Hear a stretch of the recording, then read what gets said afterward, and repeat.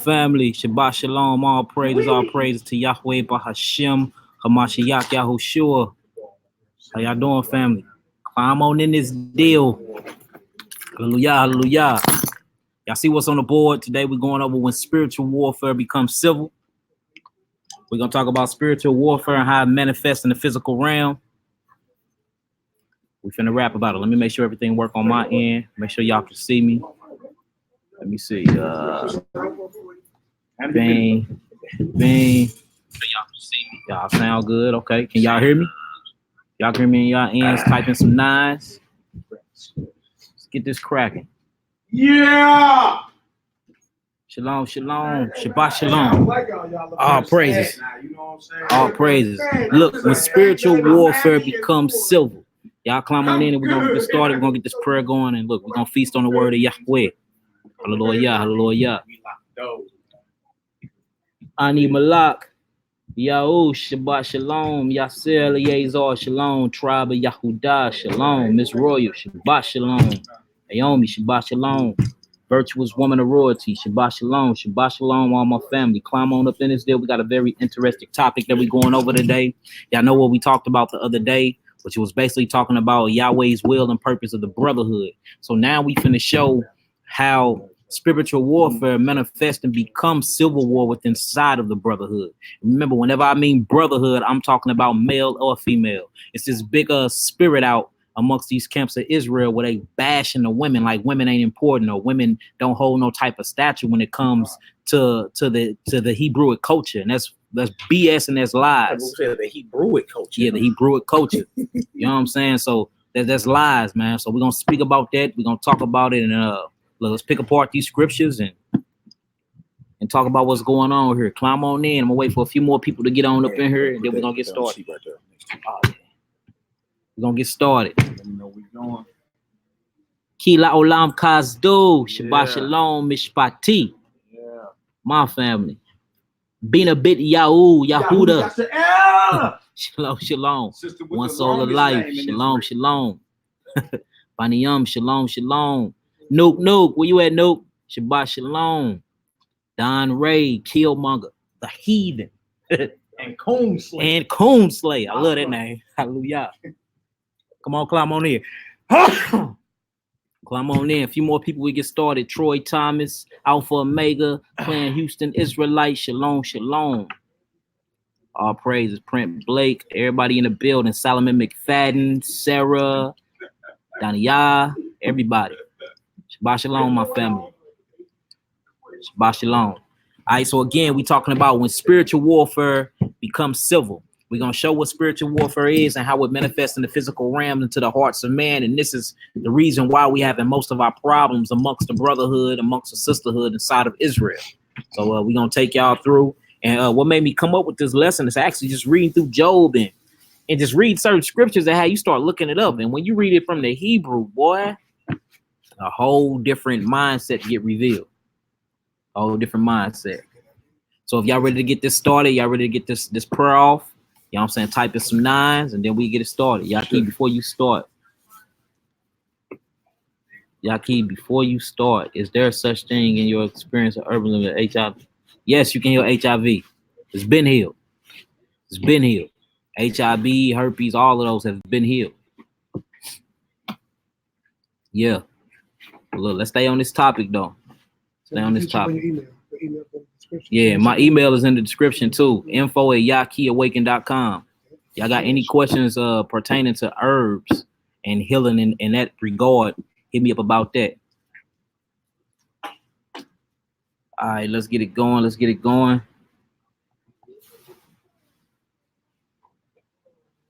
Hallelujah, hallelujah.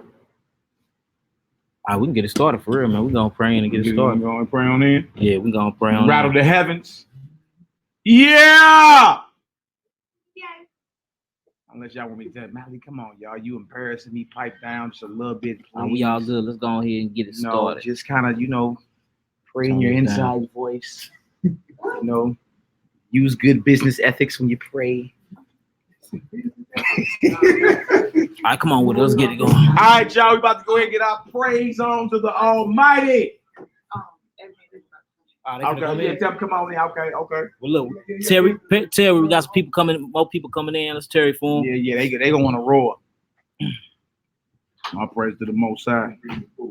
Y'all bring the food in. Let's go. Well, look, basically, so since we got more people coming in to pray, so look, basically, I was going throughout the book of Job, and I was reading about how Hashatan go to and from within the earth and up and down, and I'm like, well, what do this really mean? So when you start really looking it up in the Hebrew and start reading that holy tongue, man, and it's connected to some things about his ways and the reason why he fell in the first place. So the very reason why Hashatan fell from the heavens was due to pride, but you got to look at what he was doing and his characteristics and how he was moving about in the heavens and why he fell and what he did to fall. And you'll start seeing that his brothers and sisters inside of the brotherhood, inside of the camps of Israel, that's doing the exact same thing and have the exact same characteristics. So we can see that these things start off metaphysical and then it manifests in the physical plane. It starts off in the heavens, and then it basically manifests and warps into the hearts of men, and then we start conducting these unforgivable behaviors amongst each other, and that's the reason why there is a lake of fire. And then notice when you start reading it, y'all come here and y'all be quiet. Come on in, little jokers, come sit on down. And notice when you start really getting inside of the scriptures, right, you will see that all these different names that Hashatan is given, the serpent, that old dragon, Leviathan, and you start looking up these things, and the owl or the screeching owl, and you see that Satan is characteristics inside of animals, inside of man. So if his spirit can be inside of an animal, then of course his spirit can be inside of you. And it shows you that this have to start off from an emotional standpoint before it comes into the physical realm. So we got to stop it here before we even start displaying these type of characteristics and examples of one another. And this is what will keep the brotherhood and the sisterhood strong amongst Israel. So wait for them to get in. We're going to pray in. It's a deep lesson, and we're going to get it started. We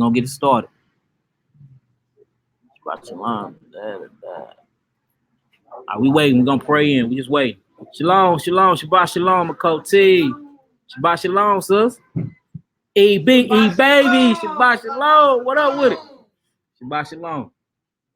We finna get it started. You ready, y'all? We about to go ahead and send these prayers up in a second. Yeah, I'm gonna get distracted. Terry for your brothers, family. We just waiting on everybody to get on in here. Yeah, I'm on a detox. I got mucus coming from everywhere. Let me blow my nose. 1 second, y'all. Yeah, I'm pulling pans up.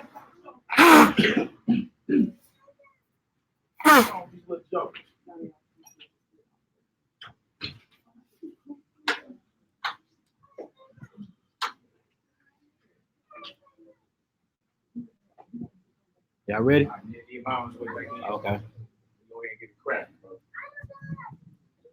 Get on up, man. Face the road. Kaya Slaughter, Shabbat Shalom.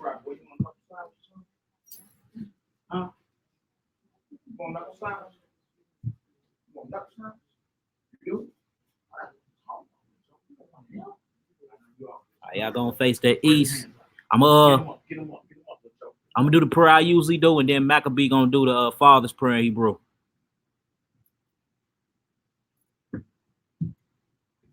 We all good? Yeah, he had to move. He moved Cisco Cherry for the brother. We got a Terry from the Kamya for Nehemiah. Sit back down a little taste. So yeah, this is called when spiritual warfare becomes civil.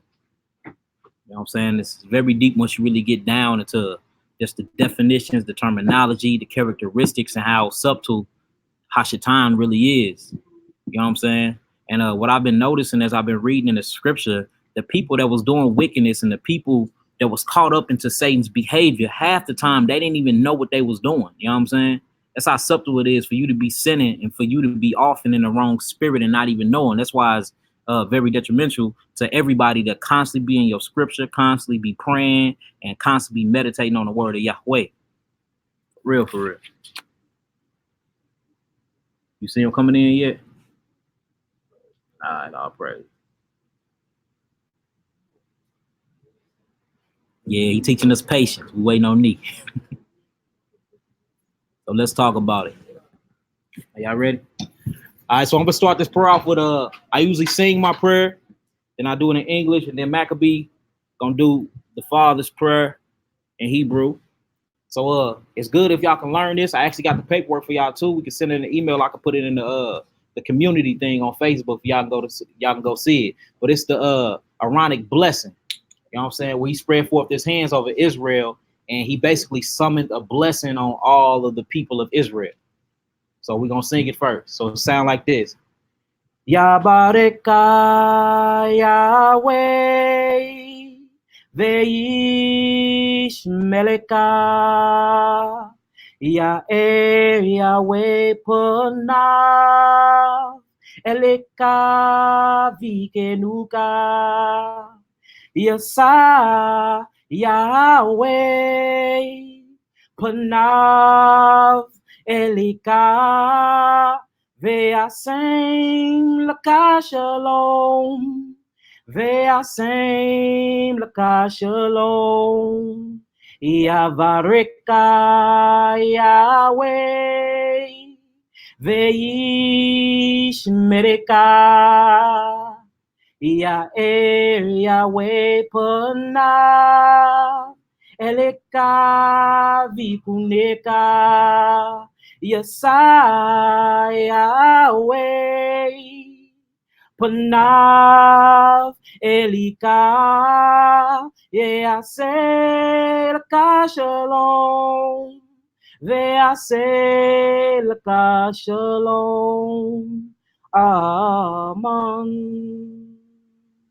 May the Lord bless you. May the Lord keep you. He shall bless you. He shall keep you. And may he shine his face and his mercy upon you.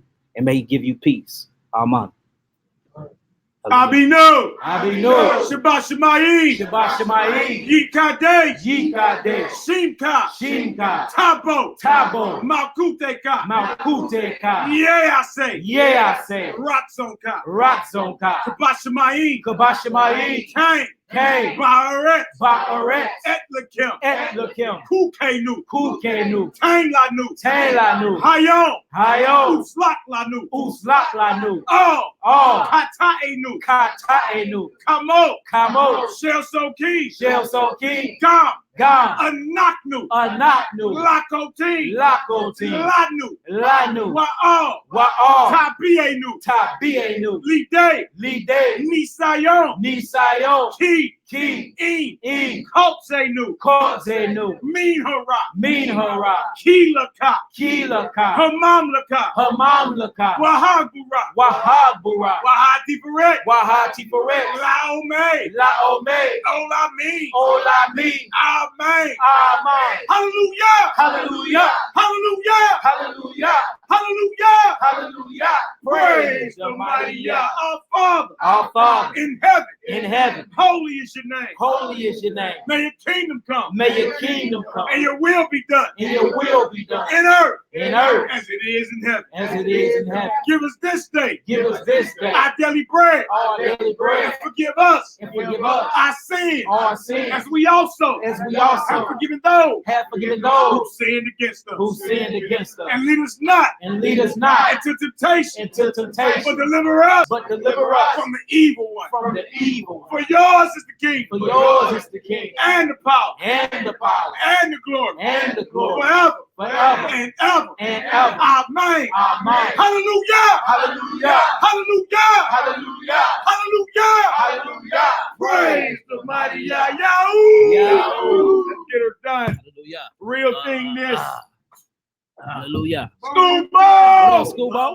Shabbat Shalom. shalom. Shabbat shalom. Little joker. Young Jay. Hallelujah. Hallelujah. Good to see the brothers. Good to see the fam. Hallelujah. Yeah, that's the actual prayer I was singing, y'all. It's called a blessing prayer. It's where you pray for the blessing of Yisrael. Hallelujah. Hallelujah. All right, y'all ready to get started? Give it some nines. We're going to start this off. Hold on, let me share this screen real quick. I go to share screen first, right? Share screen. Share. Hit the screen. Boom. Then click on this, right? What you want right there. Yep. Bang. That one. Next to it. Next to it. Bang. Okay. Then when you pull that up, put the scriptures up, click on it. Let's And I'm good. Okay, cool. All praise. If y'all can see my screen, type in some 9s for me and we get it started. We're going to start this off in the book of Job, chapter 1, y'all. We're going to start this off in the book of Job, chapter 1.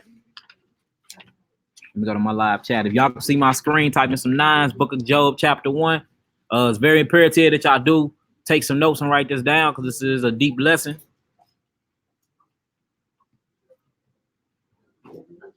Let's get it started. We in the book of Job, chapter 1.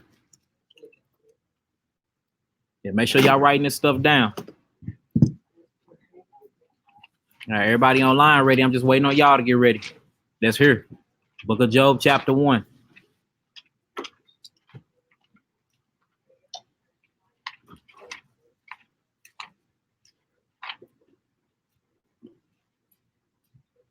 Are we all good? Let's get it. The book of Job, chapter 1, verse 1. There was a man in the land of Uz, whose name was Job. And that man was perfect and upright. You see that? So this man is perfect and upright. That means he was justly and he kept the laws and statutes and judgments of Yahweh. Come on. And one that feared Elohim and eschewed evil. He hated evil. But we're going to see how evil have a major part to do in his life. We're going to show you how things can start off in the spiritual realm and then manifest itself physically. And this is the reason why we having problems inside of the brotherhood. It's really not the brother. It's the spiritual entities and authorities that's controlling the brother's mind state, right? Which means he's weak and he needs to be built up. But in the middle of him being built up, if he don't allow to be built up, that means it's pride there. And this is the first sin that happens in the heavens. And it's the reason why man fell in the first place. If Satan, Hashatan, would have never failed from being a cherubim, fiery angel up in the heavens, it wouldn't even be no sin here on earth in the first place. By Shalom. By Shalom, Imam. Come on now. Start from 1 again. The book of Job, chapter 1, verse 1. There was a man in the land of Uz, whose name was Job. And that man was perfect and upright. Right. One that feared Elohim and eschewed evil. Verse 2. And there were born unto him 7 sons and 3 daughters. Come on. His substance also was 7,000 sheep and 3,000 camels, 500 yoke of oxen, and 500 she asses, and a very great household. You see that in a very great household. So we see he went forth, he was fruitful, he multiplied, he got cattle on the land, he got his own land. So back then, shekels and money wasn't your riches. Your riches was the things you reproduced and the things that was able to reproduce. What's able to reproduce? You, your children, and your land, and also cattle. That was means of ways of exchanging back then in the ancient Hebrew days. See what I'm saying? So he was rich and he was abundant. But notice how this spiritual entity come into play and it takes everything from him, right? So we're going to use this analogy and we're going to put it in today's time and show why people are being evil amongst one another, why talebearing is going on, why people are talking about people behind their backs, why brothers ain't doing no works, why the camps are empty on Shabbat day. We finna show that this actually starts off metaphysical first and then it becomes physical. That way we know where the war at. So spiritual warfare becomes civil. It always becomes civil. Whatever go down in the heaven goes down here on earth as it is where? In heaven. So we finna get a clear understanding of what that means. Come on. Let me know too. I got Job's wealth today in today's time. Okay, yeah. So we know this. Yeah, we can read that. You want me to read that? All right, verse 4. And his sons went and feasted in their houses. Finish off that verse 3 real quick. Verse 3. So that this man was the greatest of all the men of the east. Come on. Verse 4. And his sons went and feasted in their houses, everyone his day, and sent and called for their 3 sisters to eat and to drink with them. And it was so, when the days of their feasting was going about, that Job sent and sanctified them. You see that Job did what? Sent and sanctified them. So we got a man sanctifying people or cleansing people. This is what priests do, right? So we see Job was the priest of his household. And that's the problem that's going on with us now. We're not priests of our own household. Come on. And rose up early in the morning and offered burnt offerings according to the number of them all. So not only is he doing sanctification laws against his household, he's actually offering up offerings to his household too. So we see the man is the priest of his household. We seeing that right here. Come on. For Job said, it may be that my sons have sinned and cursed Elohim in their hearts. This did Job continually. Okay, so the man of the house must be in prayer, must be in prayer, must be cleansing and sanctifying and offering up sacrifices. We know the sacrifices now is thanksgiving and prayer.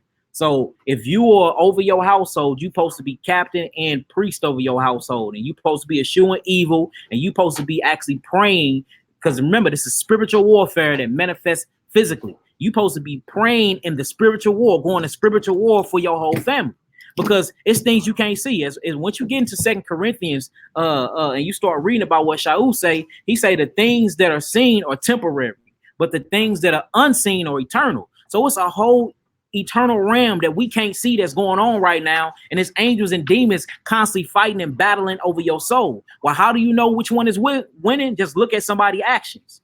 Look at somebody's actions. They in sin, the way their mouth is, how they talk, how they conduct themselves around others, what they talking about when they talk. You see what I'm saying? They actions. That's going to show you who is winning in the warfare, because it's only two sides you can play on and be on. There's only two kingdoms. There's a kingdom of Yahweh's and there's a kingdom of Hashatan. And that's what we're going to talk about, because these kingdoms are constantly at war, flat out. Constantly at war. It never stops. We don't see it stopping until we actually get into the millennial reign afterwards, where death is swallowed up and victory, and then there's no more sorrow and there's no more pain. But until then, it's a spiritual warfare going on. And if it's a spiritual warfare and we are all led by metaphysics, we are all led by the spiritual entities, and that means we are at warfare. Now the whole thing is, are we at war with each other, or we at war with sin? Now, if I'm at war with you and you are at war with me, that means somebody is sinning. Somebody's sinning. Because remember, the spiritual kingdoms go to war. So if I'm acting righteous and justly, and you're doing something unrighteous and unjust, it's automatically going to be what? A conflict. Automatically going to be a conflict there. And this is what we're talking about, because there's nothing but conflict and turmoil and backbiting and tail bearing and all types of stuff that's going on in Israel today, especially amongst the brotherhood. And again, when I say brotherhood, I'm talking about a clan that consists of male and female. Right. Whenever you teach the Hebrew, you have to teach it from a masculine standpoint of view. But the sisters is not outlawed at all. Anybody teaching that doctrine obviously hate women and got an issue with women or something. Something's mentally wrong with them. The oil is left. The oil is left, because the thing is, you wouldn't even be here if it wasn't for what? A woman. The Messiah wouldn't even be in the flesh if it wasn't for what? A woman. Notice he didn't come through a physical father, did he? The Holy Spirit planted that seed. He had to come through what? The matrix. The matrix, which is attached to what? A woman. So anybody teaching that doctrine, y'all need to quit listening to their channels. Straight up. All right, come on now. The book of Job, chapter 1, verse 6. Now there was a day when the sons of Elohim came to present themselves before Yod-Heh-Wav-Heh. And Hashatan came also. So now we got a meeting. So we have a meeting that happened in the heavenlies, right? Hashemayim. Now, when you look at heaven in the Hebrew, it's going to always be in a plural sense. The reason why it's always in a plural sense and they have that mem sofet or that mem final at the end is because there's many different heavens. There's many different levels to heaven, y'all. 7 of them. Shaul Paul speak about 3. You see what I'm saying? But it's 7 levels. So it says, in the days of the sons of Elohim came to present themselves before Yahweh. So the sons of God, which is the Melchim or the Melchi, the angels, the messengers, they came before Yahweh and presented themselves. It says Hashatan came along with them also. So we see Satan still have access to the heavens. Everybody thinks Satan's kingdom is here on earth. It's not. We're going to go to scripture and show his kingdom is still in the heavenlies. It's just in lower parts, because he used to be a covering cherubim. Well, what did he cover? His wings used to cover the throne of Yahweh's. And then we get into scriptures. We'll talk about where were you when the sons of the morning stars. We have a great morning star, and then we have just a morning star. The great morning star is Christ. Then the morning star is Hashatan, sang together. They used to sing together, and their wings used to cover the throne of Yahweh. So we see that Satan is not just this chump sucker that everybody portray him to be. Like he's just this simpleton. And that's the reason why he's manifesting and playing us all, because we act like he's just this little weak entity when he's not. And that's how he's able to manifest themselves into our mind frames. And that's why you see a lot of people inside of the brotherhood acting just like him and portraying his characteristics, because they acting as if he don't exist, or he just this little simpleton. The only way you can even fight against Satan is with the power of Yahushua. And a lot of us don't even have that in us. A lot of us don't even, and that's what's going on. So now you see what? Brothers ain't in the Knesset no more. Brothers ain't teaching no more. Brothers falling back. Brothers talking about brothers. Women talking about women. Women disrespecting their husbands. Children out of line. All because what? What is this main influence that's going on in Israel that's causing us to do this? We're not thinking of this stuff of our own. There is nothing that you can think of that haven't been thought of already. Any thought that come in your mind or any idea you got come from something else. It's come from influences. All these things come from this metaphysical, spiritual realm that we talking about here. So we finna find out today what side you on, because this spiritual war must manifest in civil war. So if we fighting against each other and I'm mad at you because you done broke a law and you mad at me because I'm trying to correct you, then obviously isn't that a spiritual war and you're playing on the wrong side? So let's see what side we all playing on today. Let's see. Come on. Come on with it. Verse 7. Uh-huh. And the Most High Yahweh said unto Hashatan, whence comest thou? Ooh, you see that? Which comest thou? So he see how he summon a Shabbat Yahweh. Shalom. Shabbat Shalom. Yahweh summons an actual meeting, right? In the heavens. Hashatan, Satan comes to the meeting. He gotta come. So he gotta come because he is in fact an angel. Whether we want to accept that fact or not, Hashatan is an angel. He's just a fallen angel, right? So he come to the meeting, right? So Yahweh say, look, I know you's come to the meeting. I'm the one who summoned the meeting. But where you coming from? Whence comest thou, right? Check out his response. And this is what made me come up with this lesson, because his response bothered me. I'm like, what do to and fro mean? And then I just typed in to and fro, and then what pops up, man, is some crazy stuff. Come on. What's even more crazy if when you ask somebody, like spiritually speaking, if you know that this spirit is on somebody, and you be like, just ask them, whence comest thou? Yeah. If the response is to and fro, Ooh. you feel me? I didn't got the response before. Like I just Yeah. You know exactly what you're dealing with. Like whence comest thou? You feel me? Maybe like to and fro. Yeah. Like, boy, if that ain't Satan in the flesh, Yeah. Crazy. All right, so he say, whence comest thou? Then Satan answered the Most High and said, from going to and fro in the earth. You see that? For going to and fro in the earth. Come on. And from walking up and down. Read that one more time. The whole verse? Yep, whole verse. And Yahweh said unto Satan, whence comest thou? Then Satan answered Yahweh and said, from going to and fro in the earth, and from walking up and down in it. So my whole thing is, when he's going to and fro in the earth and walking up and down, what is he doing? What is he doing? Because his whole thing is to walk around like a lion, right? Seeking who may he devour, for he can destroy your minds and get you to blaspheme or get you to commit the same sin he did. For he's done with you, you go into the lake of fire, he move on to the next. So what is his main objective when he's going around to and fro within the earth? It's to recruit. It's to recruit. But to recruit, you need a kingdom to do so. Because you need workers. He can't do all this by himself. You know how many people it is that inhabit earth? So he need workers, right? So with that being said, I want to stop there right here. Let's go to Revelations 12. I want to speak about this war that's going on between these two kingdoms, establish these two kingdoms, and then let's get into what's really going on here. All right, so we're going to go to Revelations 12. I mean, look powerful because a lot of folks, especially if you're new to listening to the channel or whatever, a lot of folks think the adversary is underground in some red pantyhose and with a pitchfork. And what's crazy, smoking a cigarette. There's not one scripture that states that he is underground. Not one. If you actually read about Hashatan and you read it in its entirety, especially when you get into the lexicon, see, everybody want to look up the Strongs and the commentaries, actually get you a Greek and a Hebrew lexicon and start looking up these words. Satan is in the heavens and he come down, he profess his will here on earth through his kingdoms. So if just like if you have a military, right? The general is over the army. Then up under him, he got certain legislations, right? Then up under them, they got certain priorities and they got certain authorities. When we read Ephesians 6, it says rulers in high places. If you read it from the real Greek tongues, it says rulerships.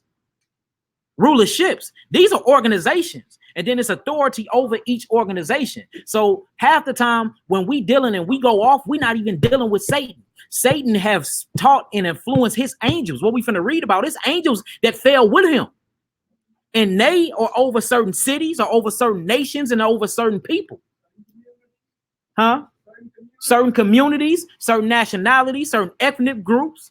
That's why everybody like have their own food. Jamaicans have their own food. Africans have their own foods. Italians like spaghetti and pasta.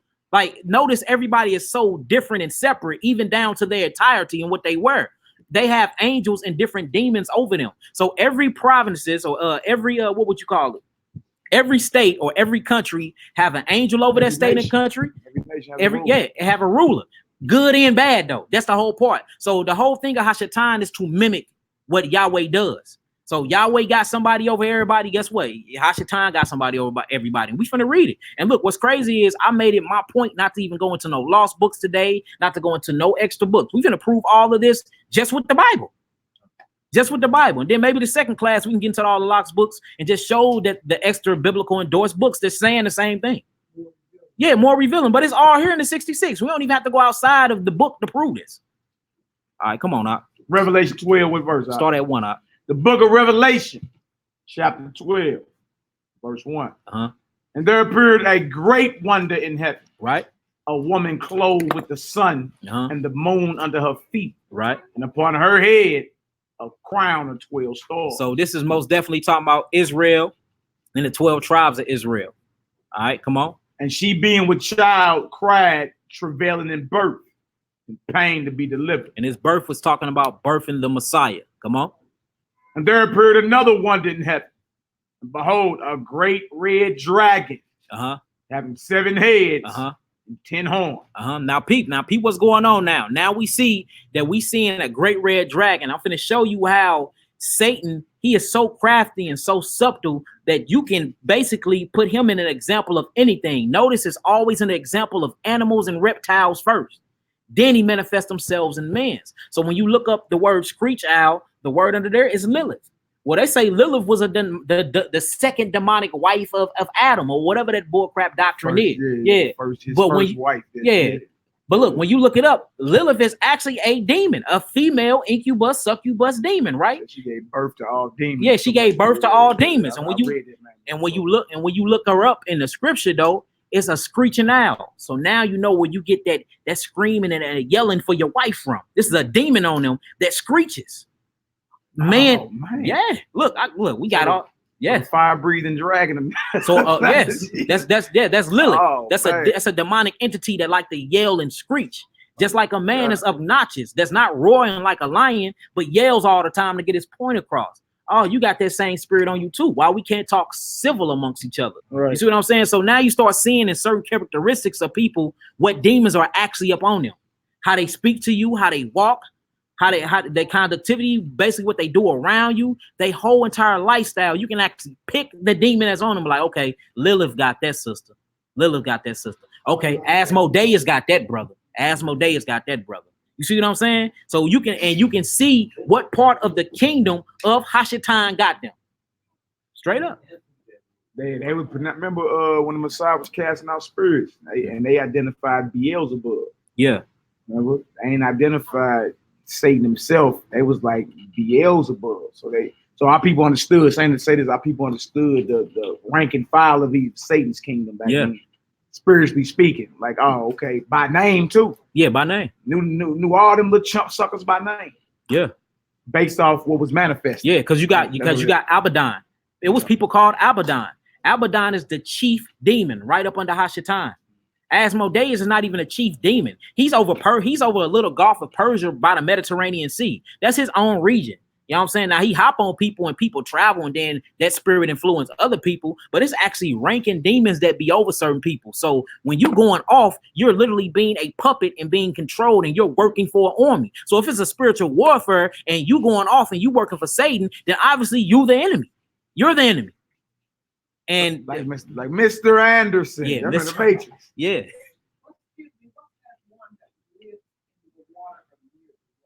Asmodeus. That's what we talking about. Asmodeus. I can't spell it. I ain't gonna even lie. Don't give me the line. ASM. That's old boy that's in the book of Tobit. Yeah, he in the book of Tobit. He lived in the Mediterranean Sea. And the only way you can get him off back then, the new ways found is fasting and prayer. But back then was with the gall in the heart of a fish, in the gallbladder. Yeah.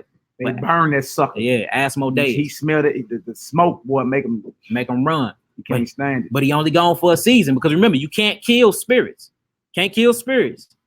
Can't kill them. Got to constantly wage war against that sucker. Sister Whitney. Have you ever heard of one called Eretune? Yeah. Eretune or Neptune. Everybody talk about the Neptunes or Neptune. Mm-hmm. Yeah. That's a spirit of deceit and lust. Eretune and Neptune. And see, and I be wanting to get into this type of stuff, but I'm like, people mindset, you got to meet people where they at. You know what I'm saying? And that's why I don't even want to go into no extra books. I just want to keep it here with the 66 books. But all these demons got names and characteristics. You know what I'm saying? But just to keep it simple and to keep people from going off or people thinking that I'm off, you know what I'm saying? Let's just keep it in the 66, but it's actually Eretune, Neptune, and all of these have something to do with Greek gods. See, what Satan's biggest deceit is to change your whole manuscript and make you look at it from a heaven way. So in order to worship Satan, because that's what makes him grow. He need worship. What he does is make you worship the heavens and not Yahweh and the only begotten Son. So, and when it says the Son walked upon the waters, he gonna say, yeah, the Son did walk upon the waters. When you go into the Mediterranean Sea and you see the sun rise on the east, you will see the Son actually walking on the waters. So you automatically think like, dang, so it wasn't talking about Christ, it was actually talking about the Son. Now you went to sun worship or Sunday worship. That goes to hell. You know what I'm saying? Hallel, Hashatan. Like his whole thing is in the Greek and sun worshiping cultures, and it go all the way back into Egyptology or into Kemetic science. All this is to worship him, all of it. So that's why you can read the Bible twofold, because remember, with Hebrew is always a positive and a negative, because he's a copier of Yahweh. He's a copy of Yahweh. So he, like, instead of worshiping the Son of God, worship the Son of God. It's the whole point of the Christmas tree, Nimrod, with the star that's at the top of it. All this, and that's the whole point of Shabbat. You know, if you look up Shabbat right now in Hebrew, the English translation of it is Saturn, because the worship of Saturn. This is where you get the word Saturday. So you see how quickly deceitful, and he matches everything with Yahweh. Y'all think I'm lying? Google it. Google what Shabbat mean in English. It's gonna say Saturn. So you see how quick he try to impute all of his evilness in all of our writings. He's very subtle, and that's why we going off and we be thinking we right while we smack dead in the middle of sin. We be thinking we right, and then it put that spirit of pride on you where you don't want to read the scripture because you know deep down inside that you off. So, and I don't want to hear nothing you gotta say. I don't want to hear your scripture. This is how I feel. This is what you done to me. This is my reaction. You see that? That's Satan all over, because that's pride and that's going to and fro. Because people that go into and fro, or it says that people get tossed to and fro, by the wind, which every way of doctrine. So now we finna see what this to and fro is, and these are characteristics of Hashatan. We're gonna see exactly what he was doing and why he fell from the heavens. And you're gonna see what he was doing. People are doing this amongst the brotherhood to this day. I ain't talking about Israel as a whole. I'm talking about within inside of each individual camps. We see this all day, and ain't nobody calling these spirits out, and that's what's going on. So what's going on? That's why the fruits of the spirit is mandatory, because you can have a veneer, like a Hebrew veneer or covering. Like, I'm righteous. Yeah. Look at how I dress. You feel me? Look at how many scriptures I read every day. How many scriptures I know. You dig? But when it comes down to the intention of what you're doing, the intention, you see, the fruits of the spirit, the Most High weighs the hearts. You feel me? The reins of the heart. So in other words, you can take this thing and try to manipulate it like Slick Willie himself. Satan himself be slicker than snot. Because your intention is to hustle that brother, hustle that sister, or really to get over. You feel me? Because deep down you really don't like them. You dig? So that's why the fruits of the spirit, fruits are byproducts of what? A seed that's been planted. Yeah. So either the seed of the Most High Spirit has been planted in you, you dig, and the fruits of His Spirit, love, joy, peace, all the ones they name, manifest through your actions, or you looking to be a technical bro. Like, technically speaking, I ain't did this, so you look for a loophole and try to use the Bible as a weapon to deceive, murder, slander. You know what I'm saying? And then when somebody call you, and I'm like, no, First manipulations, the 30th chapter says. And now look, but who did that? Yeah. Who did that in the garden? The serpent. He used the scriptures, right? He wrongly divided the scriptures, and he said, surely you won't die. First thing he asked was, what was the commands? That what did Yah tell you? What did Yahweh tell you? Well, Yahweh told me if I eat of this tree or even touch it, I die. He said, surely you won't die. He don't want you to become as him, which are gods. So he know the scriptures. He just look, he's the covering cherub. He was right under Messiah. He was a high-ranking. Look, it says that he walked amongst the stones of fire. These are other high-ranking cherubims. You know what I'm saying? He was an actual cherubim, seraphim, and he had different star constellations under his belt. Like, dude was a powerful dude, y'all. Still is. That's why he just lost his glory. That's why his rebellion is so major. He can't be forgiven for it. Betrayal worse than death, man. Yeah. Loyalty, you dig, is something that can't be bought. You think somebody with that high of a rank would stay loyal to the Most High? But what got to him? No, pride, and that's what we need to go into. So look, we're gonna read this. We're gonna read about the kingdoms, and then we're gonna get to the Ezekiel. So look, I've been reading Ezekiel so wrong for the last years. I actually read it and slowed for this last 2 months. I slowed down and read it. The first part of Ezekiel 28, he's talking to a prince. The second part of Ezekiel 28, he's talking to a king that's over the prince. So we're going to see a direct correlation of an actual spiritual entity moving and gathering a physical entity that has control over things. So now when you start looking at USA in the government system, of course it's low thought form entities and demonic angels over the president, over the different government systems. Because we read it when we read Torah. All you got to do is look up Tarsus, look up the ships, look at Tarshan, look at Tyrus, and look at Tyr, and look at these different kings. And he talking about them being in the Garden of Eden. How is you a king in the Garden of Eden? This can't be physical. You see what I'm saying? So we finna get to it. So let's read this Revelations 12. We at verse 3. Book of Revelation 12:3. And there appeared another wonder in heaven. And behold, a great red dragon, having 7 heads and 10 horns, 7 crowns upon his head. And now this dragon that have all these heads is directly connected to something called the Leviathan. We're gonna look up what Leviathan means, because remember, all animals have certain characteristics, and that's why if you start acting like an animal, they tell you that you have an animalistic nature. Quit acting like the beast. You acting like a wild beast. You acting like it said that the Arabs act like wild men. Well, they act like jackals. They act like beasts. They seek blood. They always want to eat. They bellies become their gods. This the reptilian brain, where only thing you want to do is eat, sleep, and reproduce. You see that? These are demonic things, because you have a whole cerebrum cortex and frontal lobe in the front of your brain that does other things and have other properties that you're not using because you too used to your animalistic nature. So notice he's calling Hashatan a dragon, right? We see screech owl. We see Leviathan, we see Behemoth, we see all these different animals that's considered evil. And then you start looking in the book of Leviticus and you see that they was putting these demons in swine's flesh and sending them on. They was putting evil spirits on animals and sending them forth. So if a spirit can go inside of an animal, that means an evil spirit can go inside of who? You. Period. Let's talk about it. Come on now. Verse 4. And his tail drew the third part of the stars of heaven.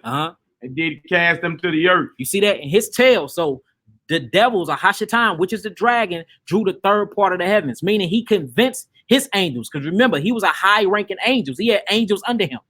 He convinced them to turn their back against Yahweh. How can you do that if you're not a ranking angel? You must got the gift of gab, boy, and you must be over a lot of people. And you had to be going to and fro, tail-bearing and whispering like Hashatan do to be able to do something like that. You see what I'm saying? Start off with 4 again. 4 again.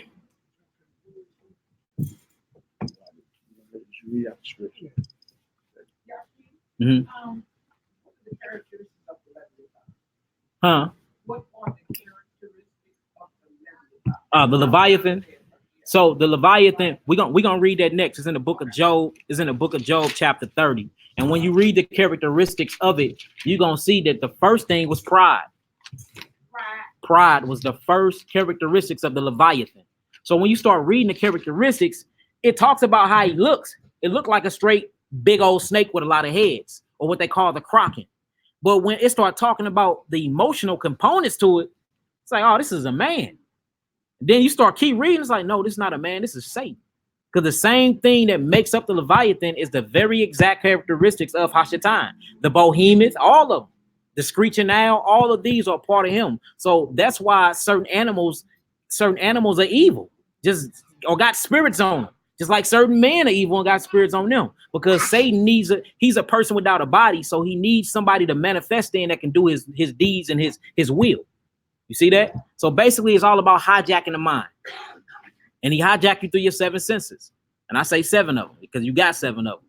You know what I'm saying? And your senses are the things that keep you here and that makes up your reality. What you see, what you touch, what you smell, what you taste, and what you feel. This is the only way you can sin. You can't even sin no other way. Name a sin that you can commit without your senses. Name one sin that you commit without your senses. Exactly. You can't do it. You can't do it. That's why we don't need to be reliable upon our senses, because that's our airways, and these are the gateways that Satan come in at and basically uses as puppets, because he is a puppet master. All right, come on out. Revelation chapter 12, verse 4. And his tail drew the third part of the stars of heaven, and did cast them to the earth. Right. And the dragon stood before the woman, right, which was ready to be delivered, for to devour her child as soon as it was born. Okay, come on. Verse 5. And she brought forth a man child, who was to rule all nations with a rod of iron. And her child was caught up by Elohim into his throne. Now y'all see that? So we got a physical child coming from a woman, which is Christ, right? But we have a spiritual entity called a dragon that's in the heavens that's drawing the stars. But this dragon is finna try to kill this physical entity we call Christ that came from Mary's womb. So we're seeing spiritual warfare finna manifest physically. Now, who was the king that tried to order every baby boy under 2 years old to be killed? What was the king name?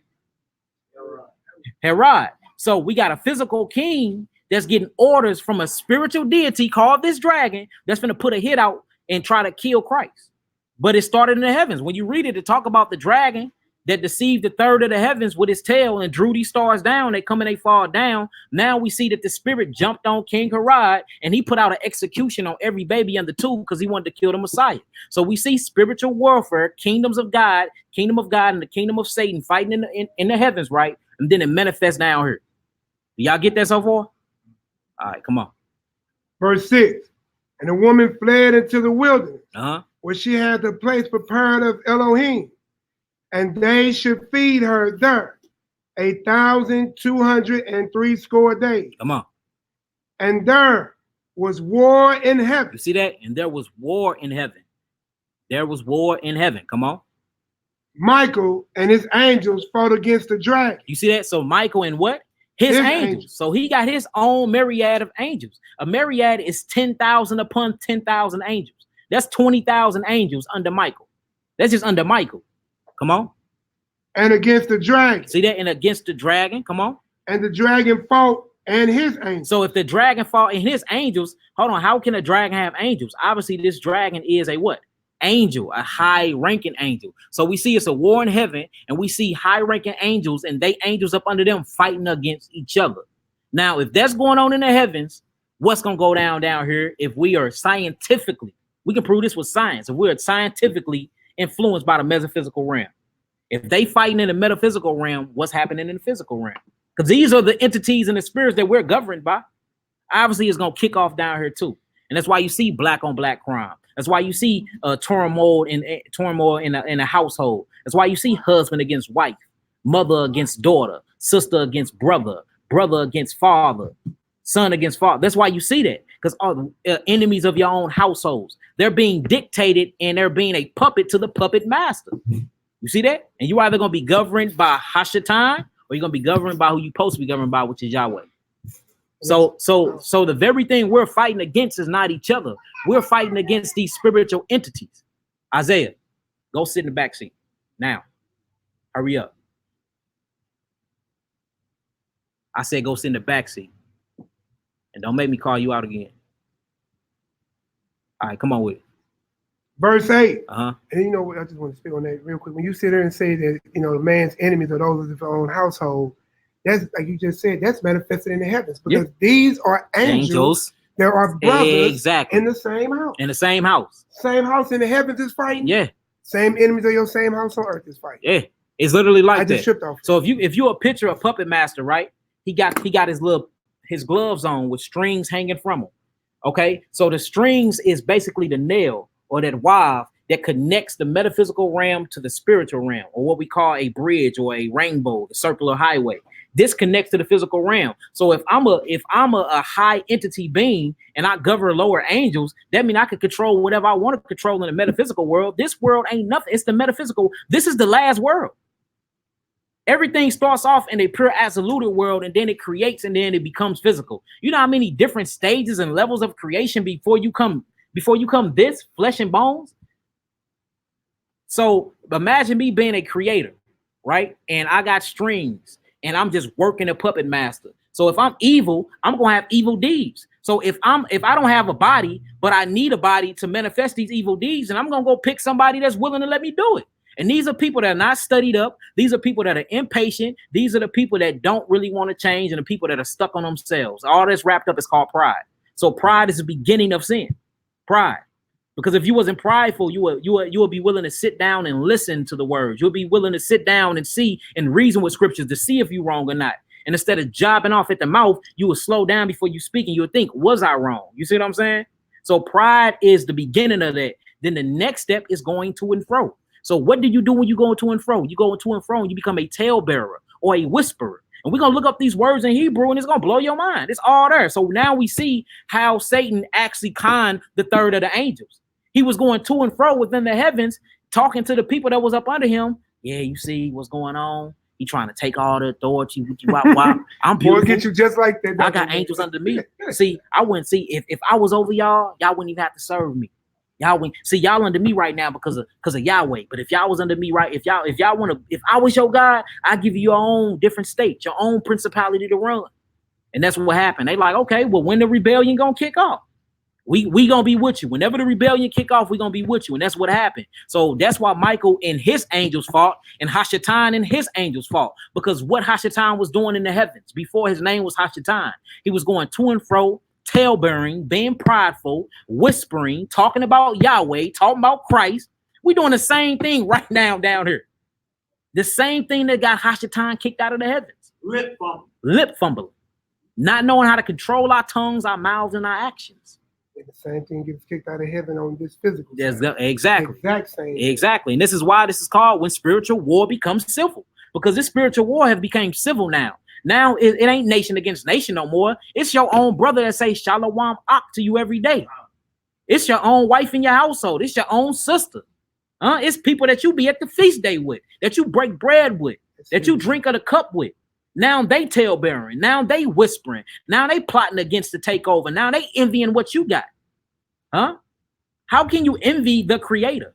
He's the creator of all things. So if you can't even envy him, then why envy a position that he put another brother or another sister in? That he put you in. And this is what's going on. And this is what's happening. And it's a great fall coming, y'all. It's a great fall coming unless we check ourselves and get ourselves back in alignment with Yahweh. All right, come on up. Verse 8, we're in Revelation chapter 12. And prevail not, neither was there place found anymore in heaven. You see that? So there wasn't a place found anymore in heaven. Now, when we go to 2 Corinthians, we're going to see that it's different levels to heaven. So the level of heaven he was at, he got kicked down. He got kicked down. All right? His kingdom is still in the heavens, though. Come on. And the great dragon was... And look, that's the reason why heaven must be destroyed. Notice he said he's going, it said a new heaven and earth. Heaven and earth is going to melt away with a fervent heat. That's nuclear war. Then he's going to create a new heaven and new earth. You know why? Because there's war going down in heaven right now. If there wasn't, then why do God's throne needs God? It's actually guards that guards the throne of God. If this is the case, then why in Isaiah 6 he have guardians over his throne? Why do we have, and it says that they wing so big that it actually wraps and cover him. Twain of them cover his face. The other twain cover his feet. What are their guardians inside of the heavens for? Why are there angels? Why are there guardian angels over us? It's in Psalms 91. It says that he put angel in charge of us, right? So if there's not a war kicking off, then why is these things going on? Huh? Come on. Verse 9 again. And the great dragon was cast out. Woo. That old serpent. So hold on. Now we got he's called first he was the dragon, right? The red dragon. Now he's the great dragon. Why is it giving him names like great? Then it says that old serpent, meaning he's ancient. Now I know of an old serpent. Go back to Genesis 3. Don't it talk about an old serpent? Ooh-wee. So now we see that he can manifest themselves into animals, into creatures, and also into you and I, if you allow him to. Come on. Read that again. Yep. The great dragon was cast out. That old serpent, called the devil. Called the what? The devil. So he's the great dragon. He's the old serpent. He's the devil. Who else? And Satan. And Satan. Come on. Which deceiveth the whole world. See that he deceiveth the whole world. What is the deception? The whole deception is that he don't exist. That's the whole deception. Maccabee, would you walk my baby to the court? See that? The whole deception is he don't exist. The moment that you think Satan is powerless is the moment he have authority and power over you. Let me say that again. The moment that you think Hashatan is powerless is the moment he have authority and power over you. Y'all get that? The moment that you think that Hashatan is powerless, that's the moment that he have authority and power over you. Because that's the great deception. The great deception is, nah, we just worshiping the creation. The great deception is, no, we just worshiping the sun. The sun gives us life. The sun, if it wasn't for photosynthesis, we wouldn't have fruit to eat. Why not worship the sun? You're not worshiping the sun. You're worshiping Hashatan. It ain't nothing wrong with celebrating Christmas. We just doing it for the children. You see that? It's the deception. The deception is that he's not in the inner working of all these things that's going on. It's a diabolical plot. So the moment he convinced you that he don't exist is the moment that he starts to run your life, because now you get loose with your sin. You can just do whatever now. What is the commandment they have? Do as thou wilt. Do as thou wilt. Do what you want to do. Wrote that in that Bible, exactly. Satanic Bible. Do as thou wilt. Exactly. What he's saying, Mama, what the thing is when you don't believe that trouble exists, then you don't prepare for trouble to come. You don't set up the defense. If you don't believe nobody gonna break in your car, you wouldn't lock your car. Exactly. If you didn't believe nobody breaking your house, you wouldn't buy no alarm. Yeah. And the most High called this being sleep. And he said, slumber, yeah. And he said, when you be in a slumber, that's when he come back like a thief in the night, because you wouldn't have watched me. So the moment that you think the robber don't exist, that's when you get robbed. That's when you get robbed. You see that? And even in Israel, we had watchmen. So we understood that as a people early on. When said we had to have watchmen at the gate, watchmen to watch the signs in the heaven. Yeah, watchmen to watch for our feast. You know what I'm saying? The Levites played a big role. You know what I'm saying? And it's serious because you can't get caught sleeping. All right, let's get it. So we can stop there right there. Look, let's stop there right there. From there, I want to go to Matthew 12, family. Matthew 12. We're gonna establish the two kingdoms, and then we're gonna get into this Ezekiel, y'all. This Ezekiel is mind blowing. When I tell you, boy. All right, Matthew 12. Book of Matthew, chapter 12. What's going on? Matthew. Am I doing something wrong? Oh, okay. I'm being impatient. I need to learn patience with that. I'm just knocking on it. All right, we're going to go to Matthew chapter 12. We're just going to read 25 to 28. I don't need to read the whole chapter to get my point across. We're just going to read 25 to 28. You want to be on the Maccabee? Yeah. You don't see it. He just pointed over there. All right, let's get it. We looking at everybody. We all good? Type in y'all nows when y'all get there. Matthew chapter 12, we're going to read 25 through 28. Matthew 12, 25 through 28. All right, let's get it done. Verse 25. And Yeshua knew their thoughts and said unto them, every kingdom divided against itself is brought to desolation. You see that? So every kingdom divided against itself is brought to desolation. So basically, if we got a brotherhood and the brotherhood is at war with each other, then how are we even establishing any type of kingdom? We too busy fighting against each other, jockeying for positions that Yahweh put us in. How you want my position if it was ordained by Yah? Huh? And why do you want my position? Because you ain't found yourself yet. See, and that's another thing. I notice a lot of brothers and sisters haven't found themselves, so they prey upon other brothers and sisters' position and purpose. No, manifest, do what you need to do, learn yourself, and then the Most High will put you where you need to be at. You see that? Come on, Ak. And that's also a part of that commandment, covet, envy. Yeah. Why do you want what your brother has? Mm-hmm. Why you don't pay? Listen, the finger don't ask to be the toe. He plays position. Look, what you're going to realize when you really read these 10 commandments, you're going to realize that all of these things was literally broken in the heavens before he fell. Come on, Ak. Hey, the spirit, nobody's reading about the spirit of anger. Yeah. How it comes with lion. Yeah. Testament of Dan. Yeah. He's speaking about Satan's kingdom. Spirits of anger and lion are enthroned at the right hand of Satan. At the right hand of Satan, straight up. Yeah. The spirit and all that. But at the right hand of Satan is anger and lion. Yeah. Rage. You just what they call it habitual lying. Habitual, just be lying for no reason. It's just your habit. You just lie just to be lying. And that's what Satan do. He get a kick out of it. Yeah, but that's a spirit directly from the right hand of Satan. Satan. Okay. Come on out. The war is literally in your mind. Yeah. Let's get it. All right. And every city or house divided against itself shall not stand. Come on. And if Satan cast out Satan, he is divided against himself. How shall then his kingdom stand? You see that? So it's talking about Satan's kingdom. And this is coming straight from Christ, the mouth of Yahushua. It says, if Satan cast out Satan, he is divided against himself. How shall then his kingdom stand? So Hamashiach, our master himself, just said that Satan have a what, y'all? A kingdom. So if he have a kingdom, that means he have dominion over certain people in his kingdom. Meaning he have chiefs, huh? He have sub people, he have lieutenants, he have all of them.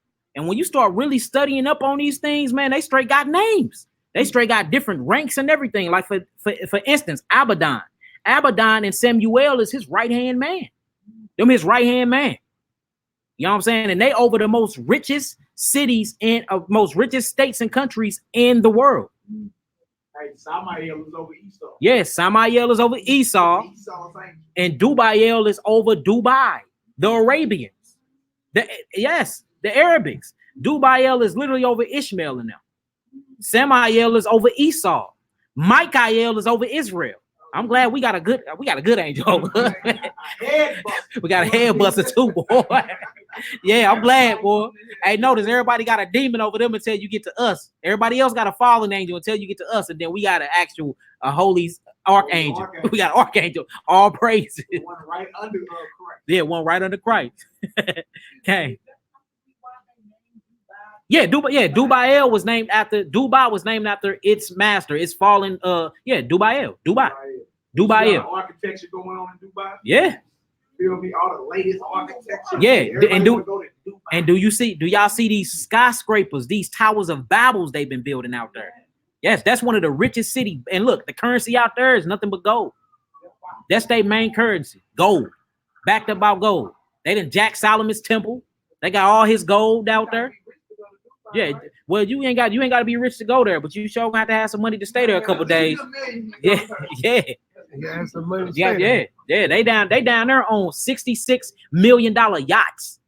They building underwater cities out there right now. They building an underwater city in Dubai.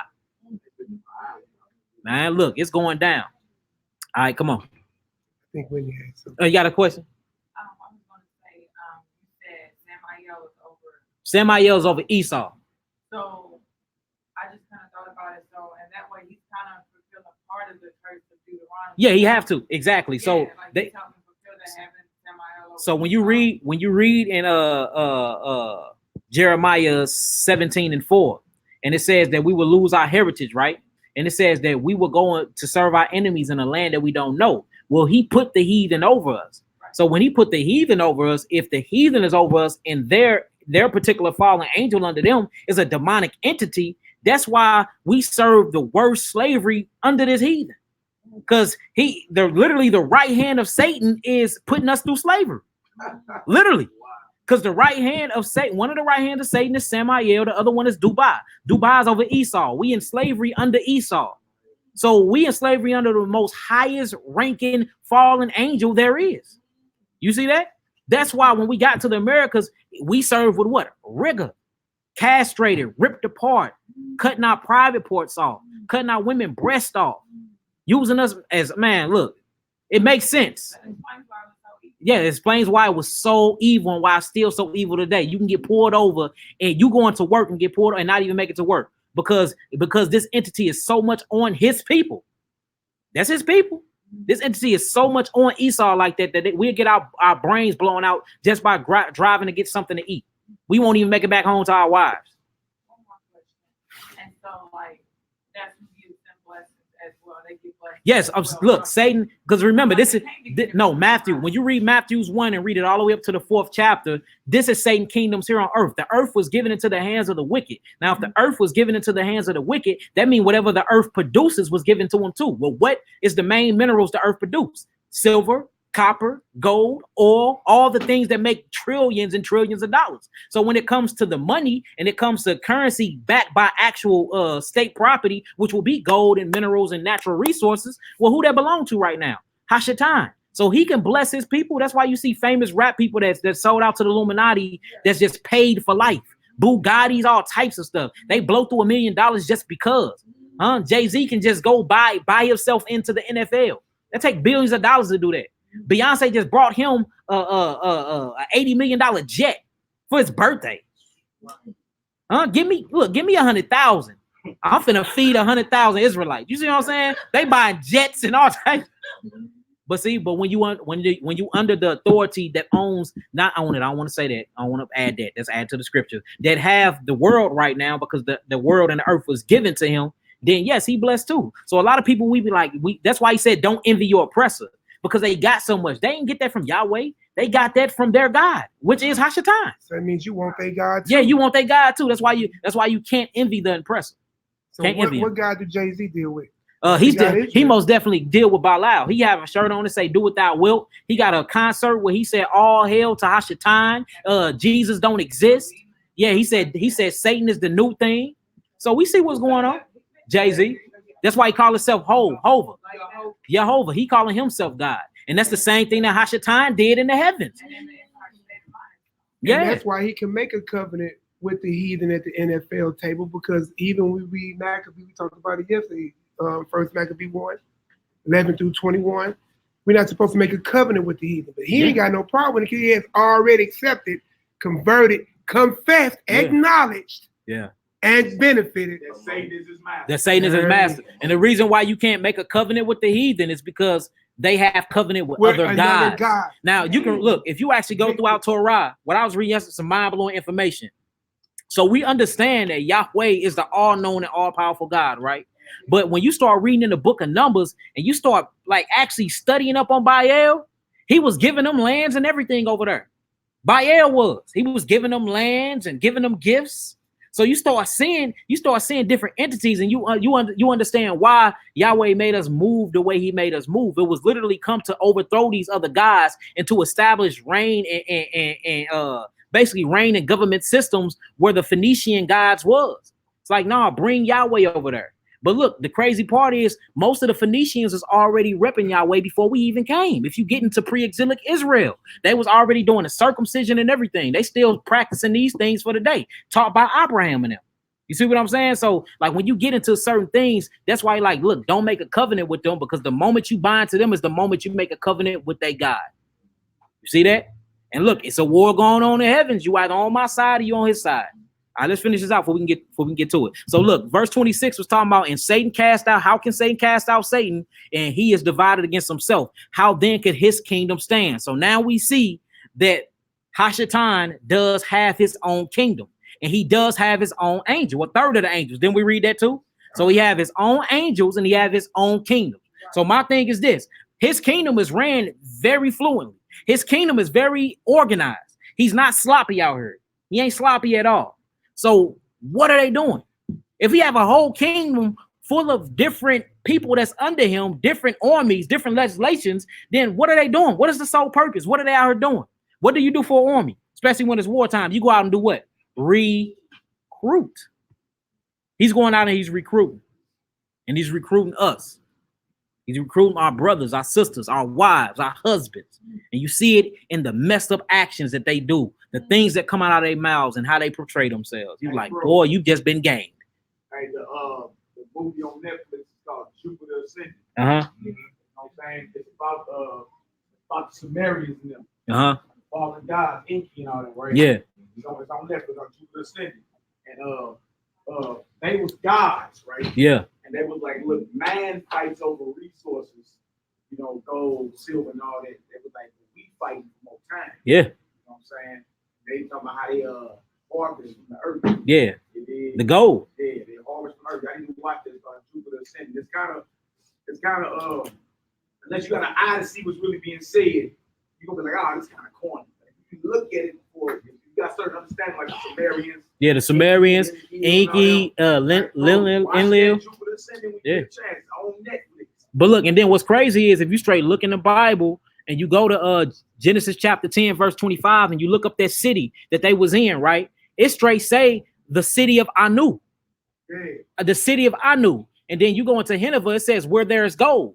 So you straight see that Samaria had a big major role in our Torah where they was going in and using us to dig up golds, trying to rebuild they look, all this stuff exists, man. Yeah, so check that out and you'll see about the whole mindset of those that are the elite and the gods over the elite.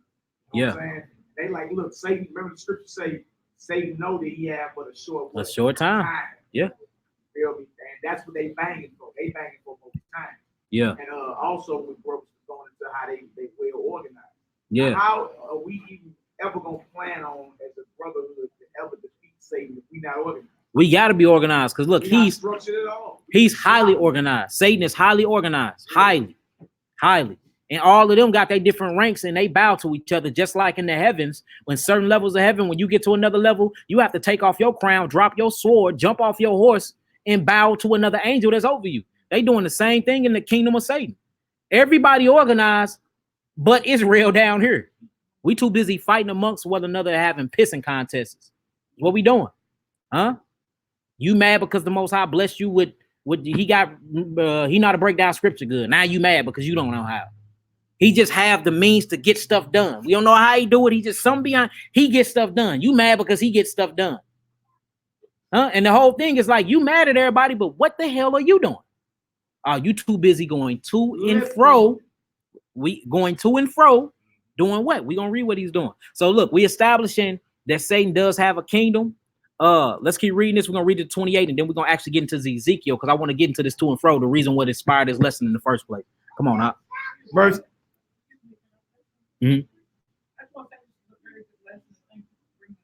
I'll praise it. We as witnesses, we actually need to know and identify exactly what we're dealing with. Exactly. So I really appreciate that. This morning, they showed on